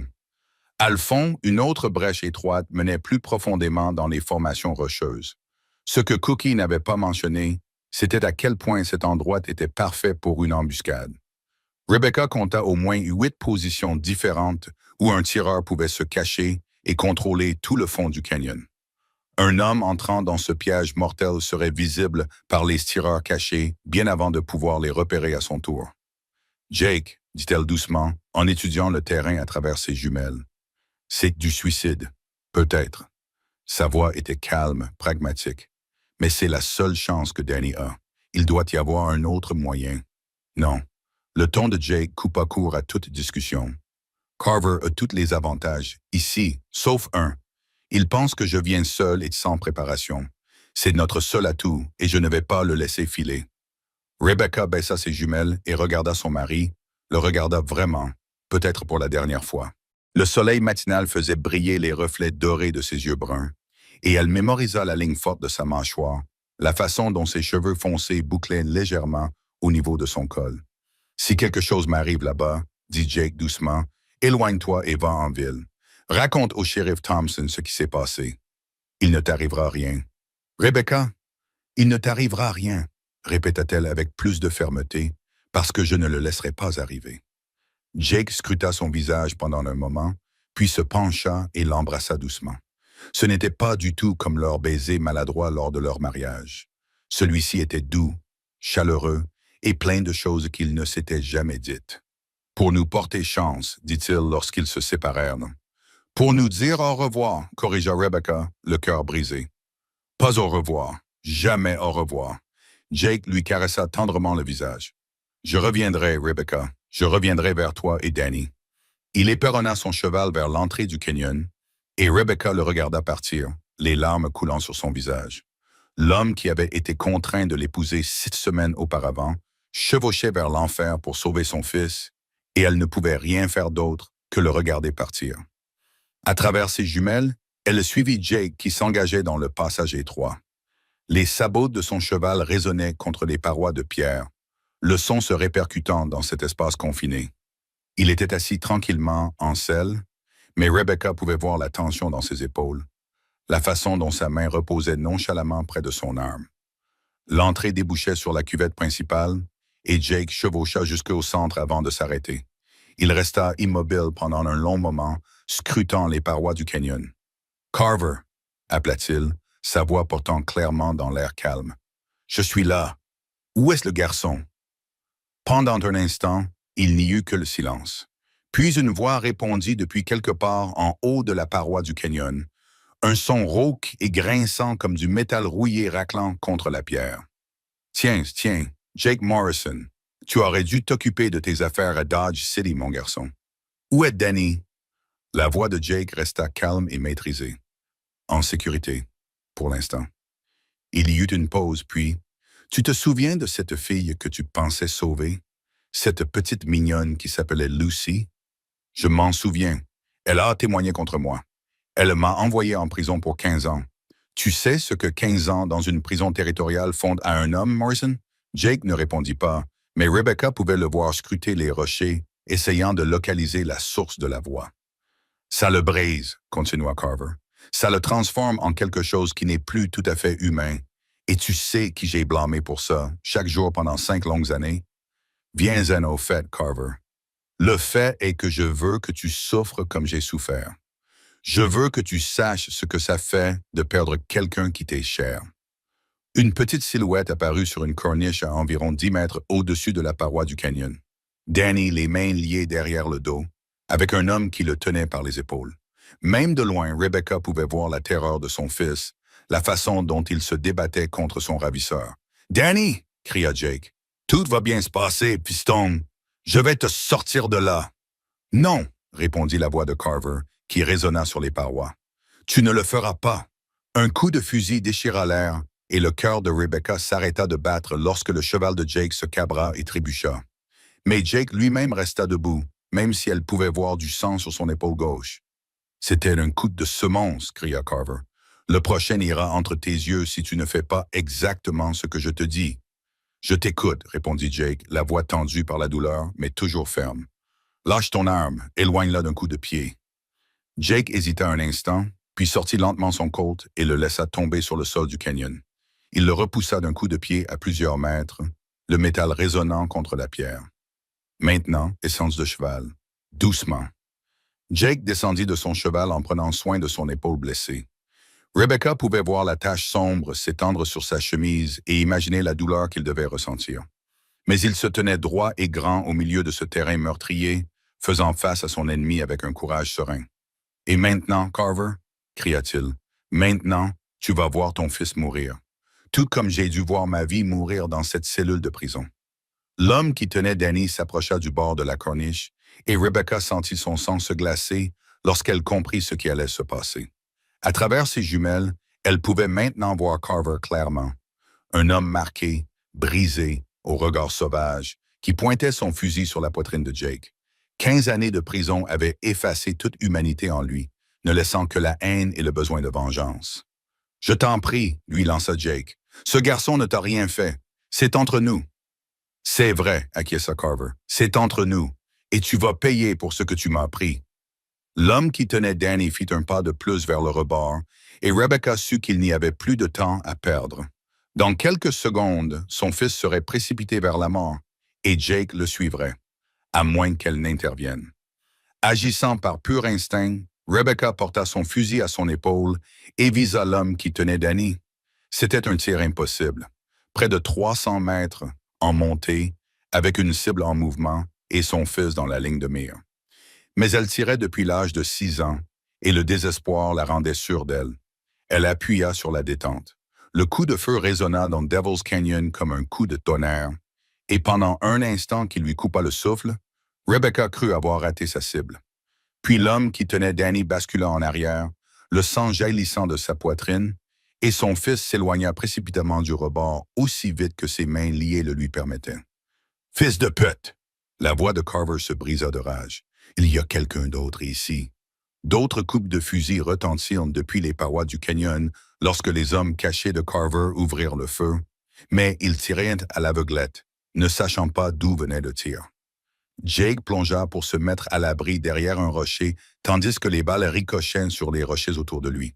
« Cookie, maintenant, ce serait bien! » cria Jake, mais personne ne savait si sa voix porterait assez loin pour que le vieux cowboy l'entende. Rebecca était déjà en mouvement, restant baissée tandis qu'elle se frayait un chemin le long de la crête vers une meilleure position. Elle s'était trahie avec ce premier coup de feu, et maintenant les hommes de Carver allaient la chercher. Mais elle avait fait gagner de précieuses secondes à Jake, et surtout, elle avait éloigné Danny du danger immédiat. Son fils était toujours coincé sur cette corniche, mais au moins, il n'était pas sur le point d'être précipité vers une mort certaine. « Trouvez ce tireur! » hurla Carver. « Tuez-les tous! » Un coup de fusil retentit quelque part au-dessus de Rebecca, et elle sentit le vent d'une balle passer à quelques centimètres de sa tête. Elle roula derrière un groupe de rochers juste au moment où un autre tir éclatait la pierre à côté d'elle. Au moins 2 hommes la traquaient maintenant, ce qui signifiait moins d'armes pointées sur Jake. Dans le canyon, Jake avait atteint son pistolet tombé et ripostait aux éclairs des canons sur les parois du canyon. Il était en infériorité numérique et coincé, mais il était vivant et se battait. Puis le bruit caractéristique du vieux fusil Sharps de Cookie résonna à travers le canyon depuis l'autre bout, immédiatement suivi d'un cri de douleur. La cavalerie était arrivée. « Patron! » La voix de Cookie résonna sur les parois. « On te couvre! » La situation tactique changea instantanément. Au lieu que Jake affronte seul plusieurs tireurs cachés, c'étaient désormais les hommes de Carver qui étaient une prise entre 2 feux. Entre Jake au fond du canyon, l'équipe de Cookie à l'entrée arrière et Rebecca sur la crête. Carver comprit clairement que son avantage s'évaporait. « Tuez le garçon! » hurla-t-il. « Tuez-le maintenant! » Mais l'homme qui aurait pu obéir à cet ordre était déjà mort, abattu par le fusil de Rebecca, et Danny avait trouvé une crevasse dans la roche où il pouvait se cacher. Carver allait devoir s'exposer pour atteindre l'enfant. Rebecca le vit se déplacer le long de la corniche, se dirigeant vers la cachette de Danny, et elle se prépara à tirer à nouveau. Mais au moment où elle appuya sur la détente, les tirs d'un des derniers hommes de Carver la forcèrent à se baisser, et sa balle passa loin de sa cible. « Danny, reste baissé! » cria-t-elle, priant pour que son fils l'entende malgré les coups de feu. La bataille fit rage pendant ce qui sembla être des heures, mais qui ne dura probablement que quelques minutes. Les hommes de Carver occupèrent les hauteurs, mais ils étaient pris entre plusieurs positions et subissaient de lourdes pertes. Les tirs d'une précision mortelle de Cookie avaient déjà éliminé au moins 2 d'entre eux, et Jake se rapprochait méthodiquement de la paroi du canyon, utilisant sa connaissance approfondie des combats à l'arme à feu pour déjouer les hommes qui s'appuyaient sur des tactiques d'embuscade. Mais Carver lui-même était toujours bien vivant et déterminé à atteindre Danny. « Morrison !» cria-t-il, sa voix résonnant étrangement sur les parois rocheuses. « Tu veux que le garçon vive? Viens ici et affronte-moi comme un homme. »« Jake, ne fais pas ça !» cria Rebecca, mais elle pouvait le voir lever les yeux vers la corniche où Carver attendait, calculant l'ascension, pesant la vie de Danny contre ses propres chances. « J'arrive !»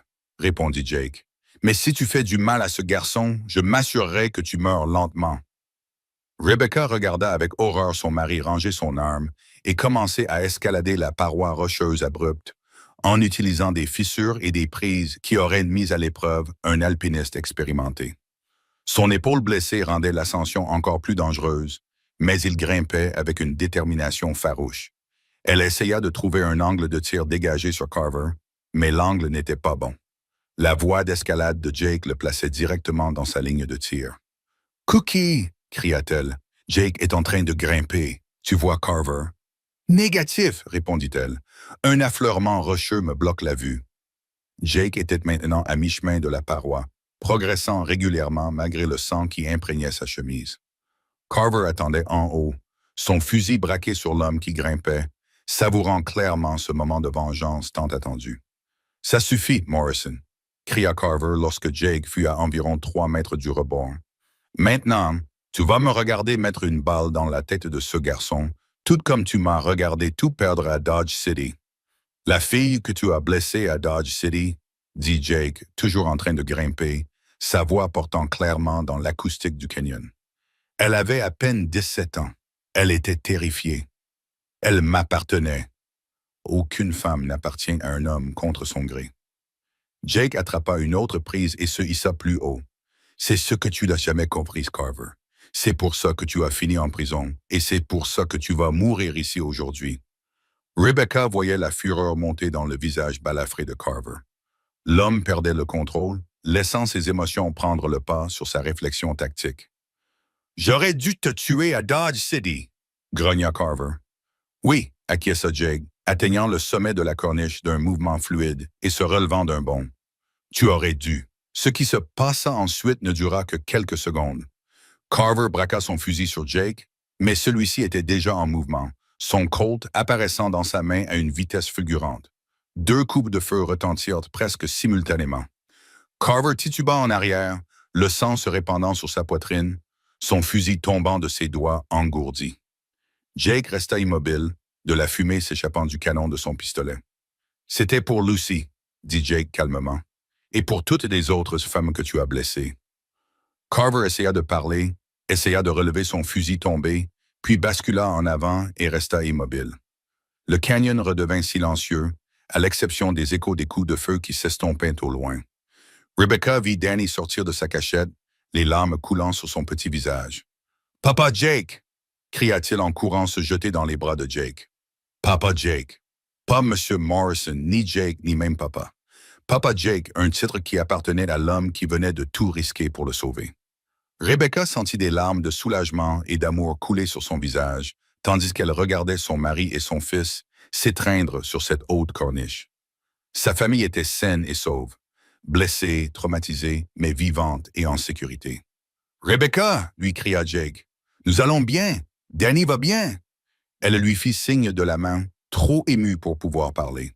En bas, dans le canyon, Cookie et ses hommes sortaient de leur cachette, vérifiant qu'il ne restait aucune menace. « C'est fini », murmura-t-elle. « C'est enfin fini. » Mais même en prononçant ces mots, Rebecca savait que ce n'était pas tout à fait vrai.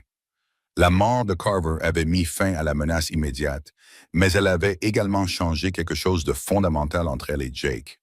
Elle l'avait vu tuer un homme aujourd'hui, non pas dans le feu de l'action, mais avec une précision froide et délibérée, et elle avait elle-même tué un homme, en tirant une balle dans le cœur du hors-la-loi qui avait menacé son fils. Ils avaient tous deux franchi aujourd'hui une ligne qu'il était impossible de repasser. La question était de savoir si cette violence partagée les séparerait ou les lierait davantage. En regardant Jake aider Danny à descendre prudemment de la corniche, en voyant la douce patience dont il faisait preuve envers son fils effrayé, Rebecca crut connaître la réponse. Ils étaient désormais liés par plus que des documents juridiques ou une commodité mutuelle. Ils étaient liés par le sang versé pour défendre leur famille, par les choix faits alors que tout ce qui leur tenait à cœur était en jeu. Ils étaient liés par l'amour forgé dans le creuset du danger mortel. Et Rebecca comprit que c'était là le fondement le plus solide que pouvait avoir un mariage. Le trajet de retour depuis Devil's Canyon aurait dû être triomphal, mais Rebecca voyait le poids de ce qu'ils avaient fait s'abattre sur eux tous comme de la poussière. Danny chevauchait devant Jake sur le grand cheval bail, parlant nerveusement de son calvaire. Comment les méchants l'avaient réveillé, à quel point il avait eu peur, à quel point les coups de feu avaient été bruyants. La résilience de l'enfance se réaffirmait déjà, mais Rebecca remarqua à quel point son fils s'accrochait à Jake, à quel point il regardait sans cesse derrière lui pour s'assurer qu'elle était toujours là. Jake, quant à lui, chevauchait en silence, l'épaule blessée bandée avec des bandes déchirées dans la jupe de Rebecca. La balle l'avait traversé de part en part, avait déclaré Cookie après l'avoir examiné, mais il avait perdu beaucoup de sang et avait besoin de soins médicaux appropriés. Mais plus que cela, Rebecca voyait la noirceur familière revenir dans les yeux de son mari. Il avait tué un homme aujourd'hui, avec une précision froide devant un garçon de 7 ans qui avait commencé à l'appeler papa. « Jake », dit-elle doucement, en se rapprochant de lui alors qu'ils approchaient du ranch. « Ça va? »« Oui », répondit-il, mais sa voix était monocorde, dénuée d'émotion. « Ce n'est pas ce que je voulais dire. » Jake lui jeta un coup d'œil, puis regarda la petite tête de Danny blottie contre sa poitrine. Ce garçon n'aurait pas dû voir ça. Il n'aurait pas dû être là. Il est en vie parce que tu étais là. Il était en danger à cause de moi, à cause de ce que j'ai fait à Dodge City. Rebecca sentit une frustration familière monter en elle. Ce que tu as fait à Dodge City, c'était protéger une jeune femme d'un monstre. C'était de la bonne chose à faire, Jake. La seule chose à faire. Vraiment? Cette fille, Lucy, a disparu 1 an après l'arrestation de Carver. On n'a jamais su ce qui lui était arrivé. Elle aurait peut-être mieux fait de s'occuper de ses affaires. Ou peut-être qu'elle s'est enfuie et s'est construite une nouvelle vie dans un endroit sûr, rétorqua Rebecca. Elle est peut-être mariée aujourd'hui, avec des enfants, parce que tu lui as donné une chance de s'échapper. Jake resta silencieux un instant, réfléchissant à ses paroles. On ne peut pas le savoir avec certitude. Non, tu ne peux pas. Mais tu peux savoir que tu as fait ce que ta conscience te disait être juste. Et aujourd'hui, tu l'as refait. Ils roulèrent en silence pendant un moment, les bâtiments du ranch apparaissant au loin. La maison. Ce mot avait désormais un sens réel, gagné à force d'épreuves et scellé par un danger partagé. « Rebecca » dit soudain Jake. « Oui? Ce que tu as fait aujourd'hui, ce tir, tu as sauvé la vie de Danny. Tu as probablement sauvé nos vies à tous. » Rebecca sentit ses joues s'empourprer. « J'avais tellement peur de rater mon coup. 3 cingomères en montée, avec Danny si près. Mais tu n'as pas raté ton coup. Et tu n'as pas hésité. » La voix de Jake trahissait son émerveillement. La plupart des hommes n'auraient pas tenté ce tir. « C'est mon fils. » « Notre fils, corrigea Jake doucement, et ces mots simples remplirent le cœur de Rebecca de chaleur. Quand ils arrivèrent au ranch, Martha Patterson les attendait sous le porche, accompagnée de plusieurs autres femmes du village. La nouvelle des événements du matin s'était clairement répandue rapidement. « Rebecca !» s'écria Martha en descendant précipitamment les marches. « Dieu merci, vous êtes tous sains et saufs. Nous avons entendu dire qu'il y avait eu une fusillade à Devil's Canyon. » « Nous allons bien, Martha, » répondit Rebecca, bien qu'elle puisse lire la spéculation dans les yeux des autres femmes. Il y aurait des questions, des commérages, des conversations chuchotées sur le bien fondé pour une dame de se rendre à une fusillade. Qu'elle parle, elle avait sauvé sa famille aujourd'hui et elle ne s'excuserait auprès de personne pour cela. Alors que Jake aidait Danny à descendre de cheval, Rebecca remarqua à quel point le garçon restait près de son beau-père, à quel point l'instinct protecteur de Jake s'étendait naturellement à l'enfant. Quel que soit le document juridique qui les avait liés 6 semaines auparavant, c'était désormais quelque chose de plus profond. C'était réel. « Papa Jake, » dit Danny en tirant sur le bras valide de Jake. « Les méchants sont tous partis maintenant. » Jake s'agenouilla à la hauteur des yeux de Danny, grimaçant légèrement lorsque le mouvement tira sur son épaule blessée. « Ils sont partis, mon fils. Ils ne peuvent plus te faire de mal. » « Tu me le promets? » « Je te le promets. » Rebecca regarda cette simple conversation, les larmes aux yeux. Jake avait appelé Danny mon fils naturellement, sans réfléchir ni hésiter. Et Danny l'avait appelé « papa », avec une confiance et une affection totale. Son mariage de convenance était devenu quelque chose qu'elle n'avait jamais osé espérer. Une vraie famille, fondée sur l'amour, le sacrifice et un engagement commun. « Madame Morrison, » dit le Dr. Hayes en s'approchant après avoir examiné l'épaule de Jake, « votre mari a besoin de repos et de soins appropriés pour cette blessure. Pas de travail pénible pendant au moins 1 semaine. »« Je veillerai à ce qu'il suive les consignes, » répondit Rebecca, ce qui lui valut un regard sceptique de la part de Jake. « Rebecca, » dit Martha Patterson à voix basse en la prenant à part, « les gens disent que vous avez accompagné les hommes aujourd'hui, que vous avez participé au combat. » Les gens ont raison. Les yeux de Martha s'écarquillèrent devant cet aveu calme. Mais vous comprenez sûrement comment cela peut être perçu. Une dame qui se livre à des actes de violence? Je comprends qu'une mère fasse tout ce qui est nécessaire pour protéger son enfant, répondit Rebecca d'un ton posé. Si cela dérange le sens des convenances de quelqu'un, je suggère qu'il en parle à Dieu. Martha eut l'air choquée par cette réponse ferme, mais Rebecca ne se souciait plus des conventions sociales. Elle avait trouvé une cause qui valait la peine d'être défendue, et elle se battrait à nouveau pour elle si nécessaire. Alors que la foule des sympathisants se dispersait peu à peu, Rebecca se retrouva seule avec Jake et Danny sous le porche. Le soleil de l'après-midi réchauffait leur visage, et pour la première fois depuis des heures, elle se sentait vraiment en sécurité. « Que va-t-il se passer maintenant? » demanda-t-elle à Jake. « Maintenant, nous vivons, » répondit-il simplement. « Nous prenons soin l'un de l'autre. Nous travaillons au ranch. Nous élevons notre fils. » Notre fils. Voilà encore cette hypothèse naturelle de responsabilité et d'amour partagé. Et nous? Demanda Rebecca doucement. Que va-t-il se passer pour nous? Jake la regarda longuement, ses yeux sombres sérieux. Que veux-tu qu'il arrive? C'était la question qu'elle avait peur de se poser et encore plus de répondre. Mais après aujourd'hui, après l'avoir vu tout risquer pour Danny, après avoir vu l'homme qu'il était vraiment sous toutes ses défenses prudentes, je veux que ce soit réel, dit-elle. Pas seulement un arrangement légal, mais un vrai mariage, une vraie famille. Même en sachant qui je suis, ce dont je suis capable, surtout en sachant cela. Rebecca tendit la main et lui caressa doucement le visage. Tu es un homme bon, Jake Morrison, un homme qui mérite d'être aimé. Jake attrapa sa main et la pressa contre sa joue. Je t'aime, Rebecca. Je pense que je t'aime depuis cette nuit de tempête, mais j'avais trop peur de l'admettre. Et je t'aime, répondit-elle, les mots lui semblant à la fois naturels et miraculeux. Tout entier, même tes côtés dangereux. Comme attirés par une force invisible, ils se rapprochèrent l'un de l'autre. Cette fois, lorsque Jake l'embrassa, il n'y eut aucune hésitation, aucune distance prudente. C'était le baiser d'un homme revendiquant sa femme, d'une femme accueillant son mari à la maison. « Maman, papa Jake ?» La voix de Danny les interrompit. « Vous allez vous embrasser tout le temps maintenant ?» Ils se séparèrent en riant de sa question innocente. « Probablement », admit Jake en ébouriffant les cheveux de Danny. « Ça te va, mon fils ?» Danny réfléchit sérieusement pendant un moment. « Je suppose que oui. Mais on peut dîner d'abord? J'ai vraiment faim. » Alors que Rebecca rentrait pour préparer le repas, elle entendit Jake et Danny discuter sous le porche.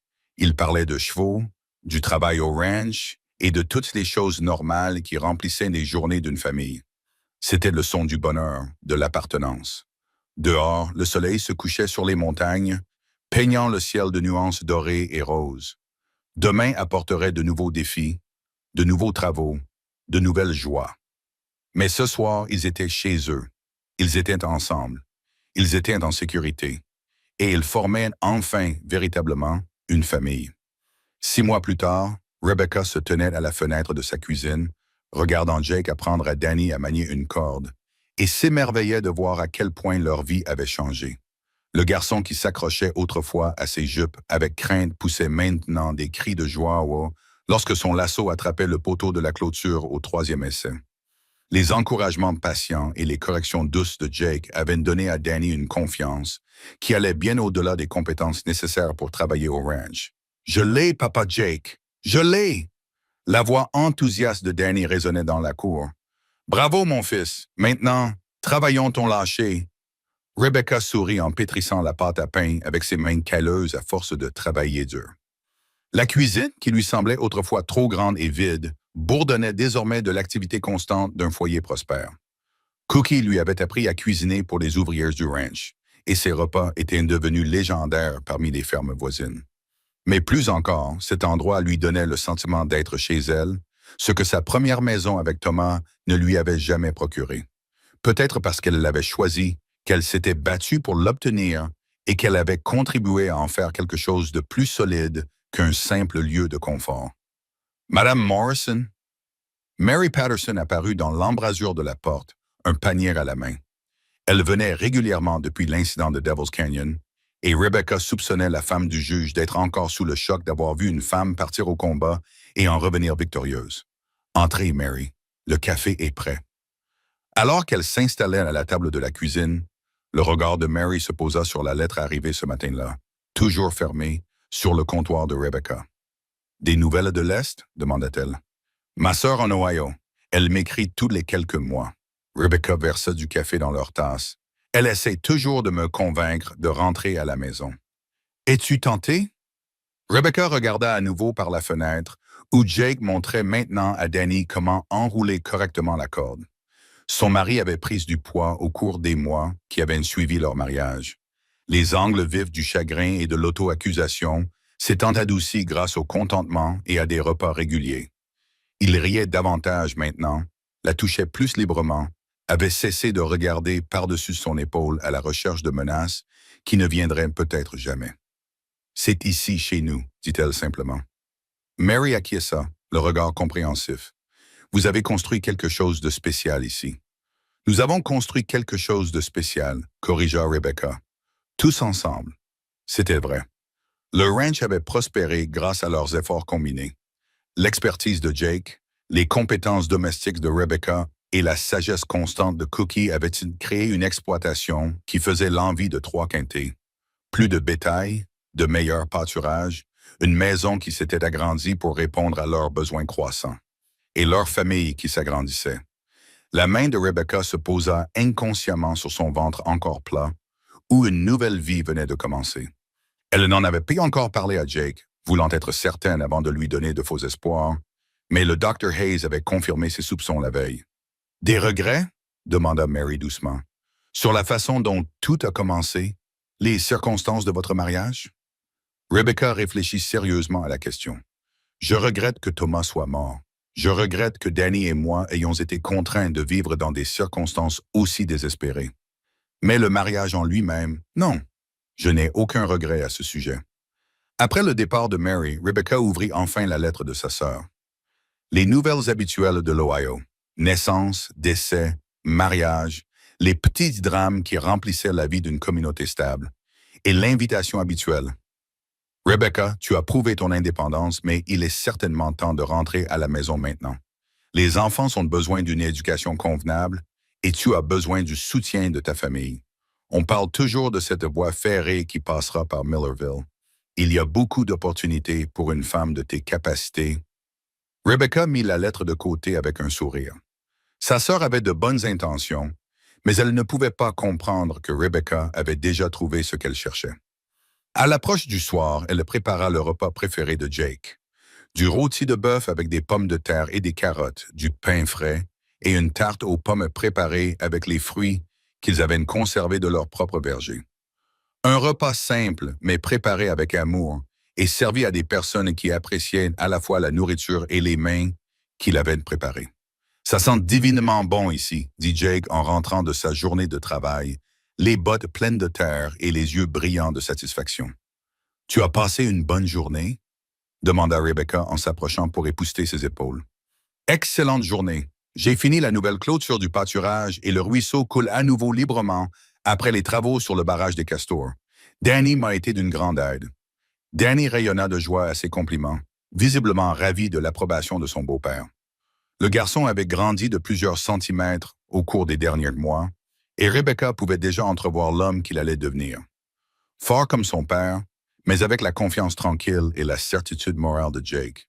Pendant le dîner, ils discutèrent des événements de la journée, planifièrent le travail du lendemain et partagèrent les petites confidences qui rythment le quotidien d'une famille. Cookie se joignit à eux, comme toujours, les régalant d'histoires de sa jeunesse tumultueuse et donnant son avis sur tout, de l'élevage du bétail à la politique nationale.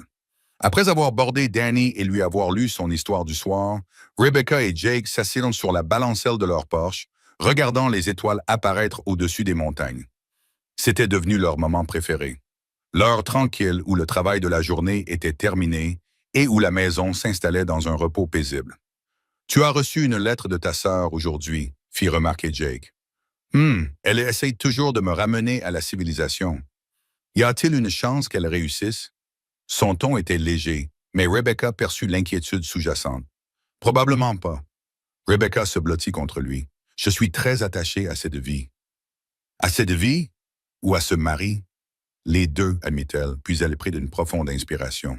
« Jake, j'ai quelque chose à te dire. » Il se tourna vers elle, immédiatement alerte. « Qu'y a-t-il? »« Je suis enceinte. » Les mots restèrent suspendus dans l'air du soir entre eux. Jake se figea, son bras se resserrant autour de ses épaules. « Enceinte, » répéta-t-il lentement, comme s'il testait le mot. « Le Dr. Hayes pense que je suis enceinte d'environ 2 mois. Le bébé devrait naître au début du printemps. » Jake resta silencieux si longtemps que Rebecca commença à s'inquiéter. Puis elle sentit ses épaules se mettre à trembler et comprit qu'il pleurait, non pas de tristesse, mais d'une joie immense. « Un bébé, » murmura-t-il contre ses cheveux. « Notre bébé. Es-tu heureux? » « Heureux? » Jake s'écarta pour la regarder, les yeux brillants de larmes et de lumière. « Rebecca, je pensais avoir perdu toute chance d'avoir une famille, des enfants, tout ce qui rend la vie digne d'être vécue. » Il l'embrassa alors, doucement et avec révérence, comme si elle était quelque chose de précieux et de fragile. « Je t'aime, dit-il, plus que je ne pensais possible d'aimer quelqu'un. Et je t'aime tout entier, pour toujours. » Ils s'assirent ensemble dans un silence confortable, planifiant un avenir qui s'étendait devant eux comme l'herbe dorée de la prairie. Il y aurait des défis à relever, comme toujours dans cette ère rude et magnifique, mais ils les affronteraient ensemble en tant que partenaires, amants et familles qu'ils avaient choisi de former. Derrière eux, la maison brillait de la lumière chaleureuse des lampes. Autour d'eux, le ranch s'installait dans un repos paisible. Au-dessus d'eux, les étoiles tournaient dans leur danse éternelle. Et dans le cœur de Rebecca, le contentement s'installa comme la rosée du matin sur l'herbe d'été. C'était l'amour. C'était chez elle. C'était tout ce qu'elle n'avait jamais osé rêver d'avoir. Rebecca Morrison, car c'était désormais son vrai nom, gagnée à l'épreuve et scellée par l'amour, se tenait dans son jardin par une parfaite matinée de juin, regardant son mari et ses fils travailler avec les chevaux. 2 ans s'étaient écoulés depuis ce mariage désespéré dans le salon du juge Patterson, et la femme qu'elle était alors lui semblait étrangère. Cette veuve effrayée, contrainte de se marier pour sauver son enfant, s'était transformée en une personne plus forte, plus confiante, plus épanouie. Danny, maintenant âgé de 9 ans, était assis à califourchon sur son propre poney avec l'aisance d'un enfant élevé à cheval. À ses côtés, Thomas, âgé de 18 mois, et nommé ainsi en l'honneur du premier mari de Rebecca sur l'insistance de Jake, poussait des cris de joie depuis sa place devant son père sur le grand bail. « Doucement maintenant, disait Jake à Danny. Le cheval doit te faire confiance et avant de travailler avec toi. » La patience dans sa voix ne manquait jamais de réchauffer le cœur de Rebecca. Jake s'était adapté à son rôle de père comme s'il était né pour cela, partageant ses connaissances et ses compétences avec une confiance tranquille, tout en s'assurant que les 2 garçons sachent qu'ils étaient aimés. Cookie apparut à côté de Rebecca, une tasse de café dans ses mains burinées. « C'est beau à voir, n'est-ce pas? »« C'est magnifique, » acquiesça Rebecca.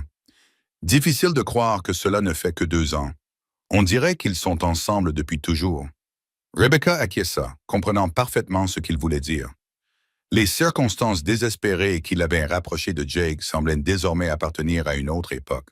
Leur amour s'était développé si naturellement, si complètement, qu'elle oubliait parfois qu'ils ne s'étaient pas choisis dès le début. « Une lettre est arrivée de la ville, » continua Cookie en lui tendant une enveloppe. « Le shérif Thompson veut que Jake sache que la bande de Bill Carver s'est dispersée après Devil's Canyon. La plupart d'entre eux sont morts ou en prison maintenant. Le dernier a été arrêté pour avoir braqué une banque au Texas. » Rebecca sourit, enregistrant l'information pour la partager avec Jake plus tard. L'ombre de leur passé avait enfin été complètement dissipée. Un cri provenant du corral ramena son attention sur sa famille.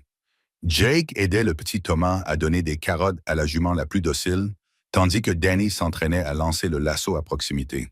L'image qu'il formait, un père et ses fils absorbés par le travail intemporel de la vie au ranch, la remplissait d'un contentement si profond qu'il ressemblait à une prière.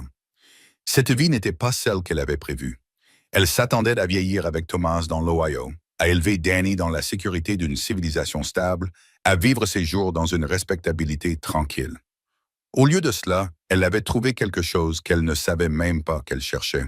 Un amour fondé sur le respect mutuel et les épreuves partagées, un partenariat qui les rendait tous deux plus forts, une famille forgée dans le creuset de la frontière américaine. « Maman !» appela Danny. « Viens voir, je sais attacher le poteau à cheval maintenant. » Rebecca posa son panier et marcha vers eux, vers le son des rires et le cercle chaleureux de leur vie commune. Jake croisa son regard par-dessus la tête de leurs enfants et lui sourit, cette expression rare et sincère qui avait encore le pouvoir de faire battre son cœur. « Montre-moi, dit-elle à Danny, mais ses yeux restaient fixés sur son mari. Alors qu'elle regardait son fils montrer son talent durement acquis, qu'elle sentait le bras de Jake se glisser autour de sa taille, qu'elle entendait les babillages joyeux du petit Thomas, Rebecca réfléchit au chemin étrange qu'il avait mené ici. Elle avait épousé un inconnu pour sauver son enfant. Elle avait trouvé un partenaire qui complétait son âme. Elle avait été contrainte de choisir entre la respectabilité et la survie, et en choisissant la survie, elle avait découvert une vie plus riche qu'elle n'aurait jamais pu l'imaginer. Les tribunaux territoriaux les avaient peut-être forcés à s'unir, mais l'amour avait fait d'eux une famille. La peur avait peut-être motivé leurs choix initiaux, Mais le courage avait soutenu tout ce qu'ils avaient construit depuis. Et si parfois les bonnes gens de Copper Ridge chuchotaient encore sur les circonstances inhabituelles de leur mariage, Rebecca était trop occupée à vivre sa vie extraordinaire pour se soucier des commérages ordinaires. Elle avait Jake, elle avait ses enfants, elle avait cette terre qui les mettait au défi et les nourrissait à parts égales. En bref, elle avait tout ce qui comptait, alors que le soleil montait dans le ciel au-dessus des montagnes de Montana, peignant le monde de nuances dorées et de possibilités. Rebecca Morrison sourit et s'installa pour profiter d'une autre journée parfaite de la vie qu'elle n'avait jamais osé rêver mériter. Parfois, les plus belles histoires d'amour commencent dans les circonstances les plus désespérées. Parfois, les fondations les plus solides sont construites sur les terrains les plus instables. Et parfois, lorsque vous êtes assez courageux pour faire le grand saut, vous découvrez que la vie que vous n'aviez jamais planifiée est exactement celle que vous étiez destiné à vivre. Merci beaucoup de m'avoir accompagné dans le voyage de Rebecca et Jake, deux étrangers liés par le désespoir qui sont devenus des partenaires unis par l'amour. Leur histoire nous rappelle que parfois, les plus grandes aventures ne commencent pas par de grands gestes romantiques, mais par de simples besoins humains. Une femme qui avait besoin de protection, un homme qui avait besoin de guérir, un enfant qui avait besoin d'un père et une famille qui avait besoin de renaître des cendres de la perte. Où êtes-vous aujourd'hui? J'aimerais savoir si cette histoire d'amour à la frontière et de seconde chance vous a touché. Abonnez-vous à ma chaîne pour découvrir d'autres histoires d'amour authentiques dans l'Ouest américain. Et dites-moi dans les commentaires quel moment du parcours de Rebecca et Jake vous a le plus marqué. Était-ce leur première confiance timide, leur nuit de survie dans la tempête, ou peut-être le moment où Jake est devenu non seulement le mari de Rebecca, mais aussi le véritable père de Danny? En attendant notre prochaine histoire, n'oubliez pas que l'amour ne vient souvent pas quand on le cherche, mais quand on en a le plus besoin et que les familles les plus solides sont parfois celles que l'on choisit, plutôt que celles dans lesquelles on est né. Super, aham. Pra ontem. Já ia Então, a perguntar. Nogal tava fazendo, mas aí agora pra mim eu fui tentar fazer, bugou, e aí eu tô vendo tudo. Olha isso, Reloga, você é um amigo. ponto coisa, deixa eu ver. Reloga, amigo. Às vezes é isso. Eu quero pegar o tutorial da Nogal. Pera aí.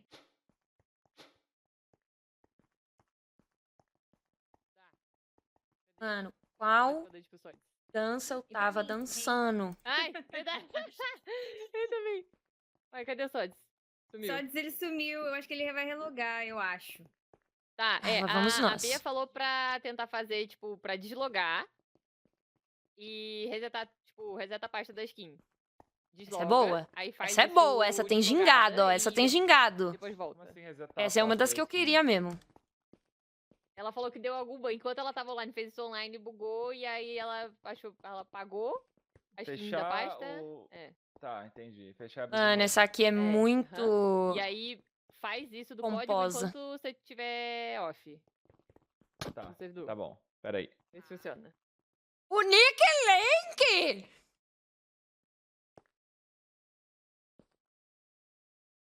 Peguei uma pasta lá no Discord que você mandou. É a pasta proibida do Trevor. Se você arrastar a lista de emotes até lá embaixo, tem vários emotes russo.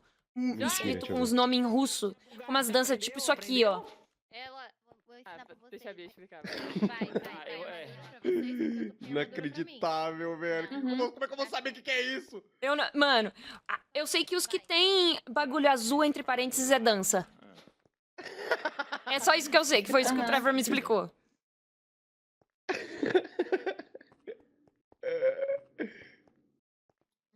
Irado. Aham. Nuvenzinha? Nossa, agora fodeu pra selecionar. Tem uns 20 minutos. Ah, tá. Sim. Eu tive que apagar a minha por causa que a minha. Que tinha lindo. É de dupla esse. Isso aqui faz. Ok. E- Meu Deus.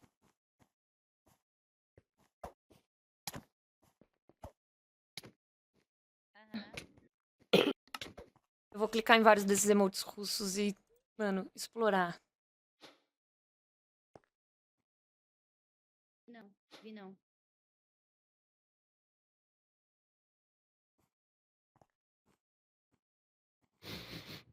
E aí, Vixe. Ah, não! Passa E aí? Me prendeu, mano! por uma pasta? Não, é um short. Já tá.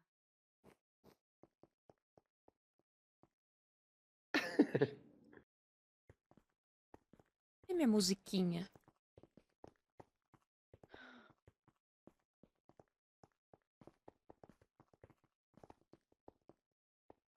Eu não tô ouvindo minha musiquinha. Por que que eu não tô ouvindo minha musiquinha?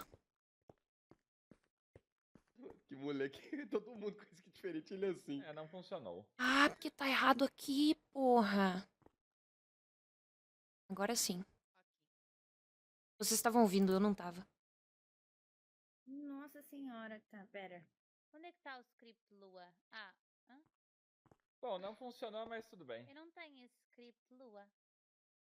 A Bia tá explicando ele de novo. Não Encostada funcionou. bem Eu naturalzinha na sei que parede, ó. falou, mas não Não fechei, Tá, excluí. Eu tô, botei eu de tô novo, verificando botei os print, emote russos, salvei. o que são Cara, as fica. coisas. O problema das skins é que esse model nosso que não tem dobra no Tá braço, todo fica mundo tudo É, bugado. então, Não, fica às vezes tudo acontece bugado, também. não dá pra Ele saber tem exatamente o menos, que o é. emote quer. O meu eu só, tipo, Tem menos. marquei a... Para, sou de Como é que chama? É menor articulação. Mano, eu vi o negócio, Ah lá, olha, eu não tudo sei torto. se você viu um edit que fizeram sobre isso. Tristeza. É, eu vi. É legal. Minha comunidade é meio psicopata Caralho. às vezes. Coisa mal acontece, já estão fazendo coisa.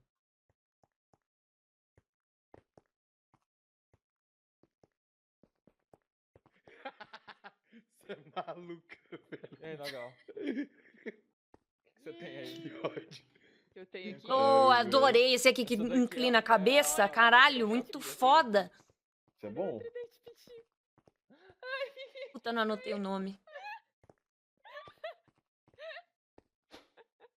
É igual o cachorro quando escuta alguma coisa. Nossa, qual que é Olha o esse aqui que eu nome achei dessa também. porra? Eu achei esse aqui, Vou ó. parar de correr que eu tô perdendo comida. Eu vou ter que baixar o Achei teu, muito o teu bom pack de emotes, calma. Qual... Pedaço de tábua. Baixe. É.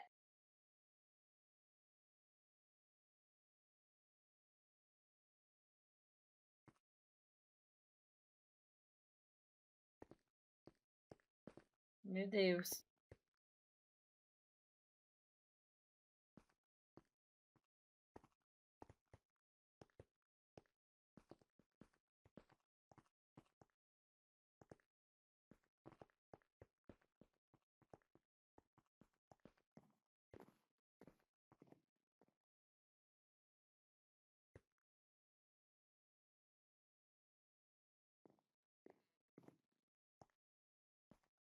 Eu que tenho a interrogação.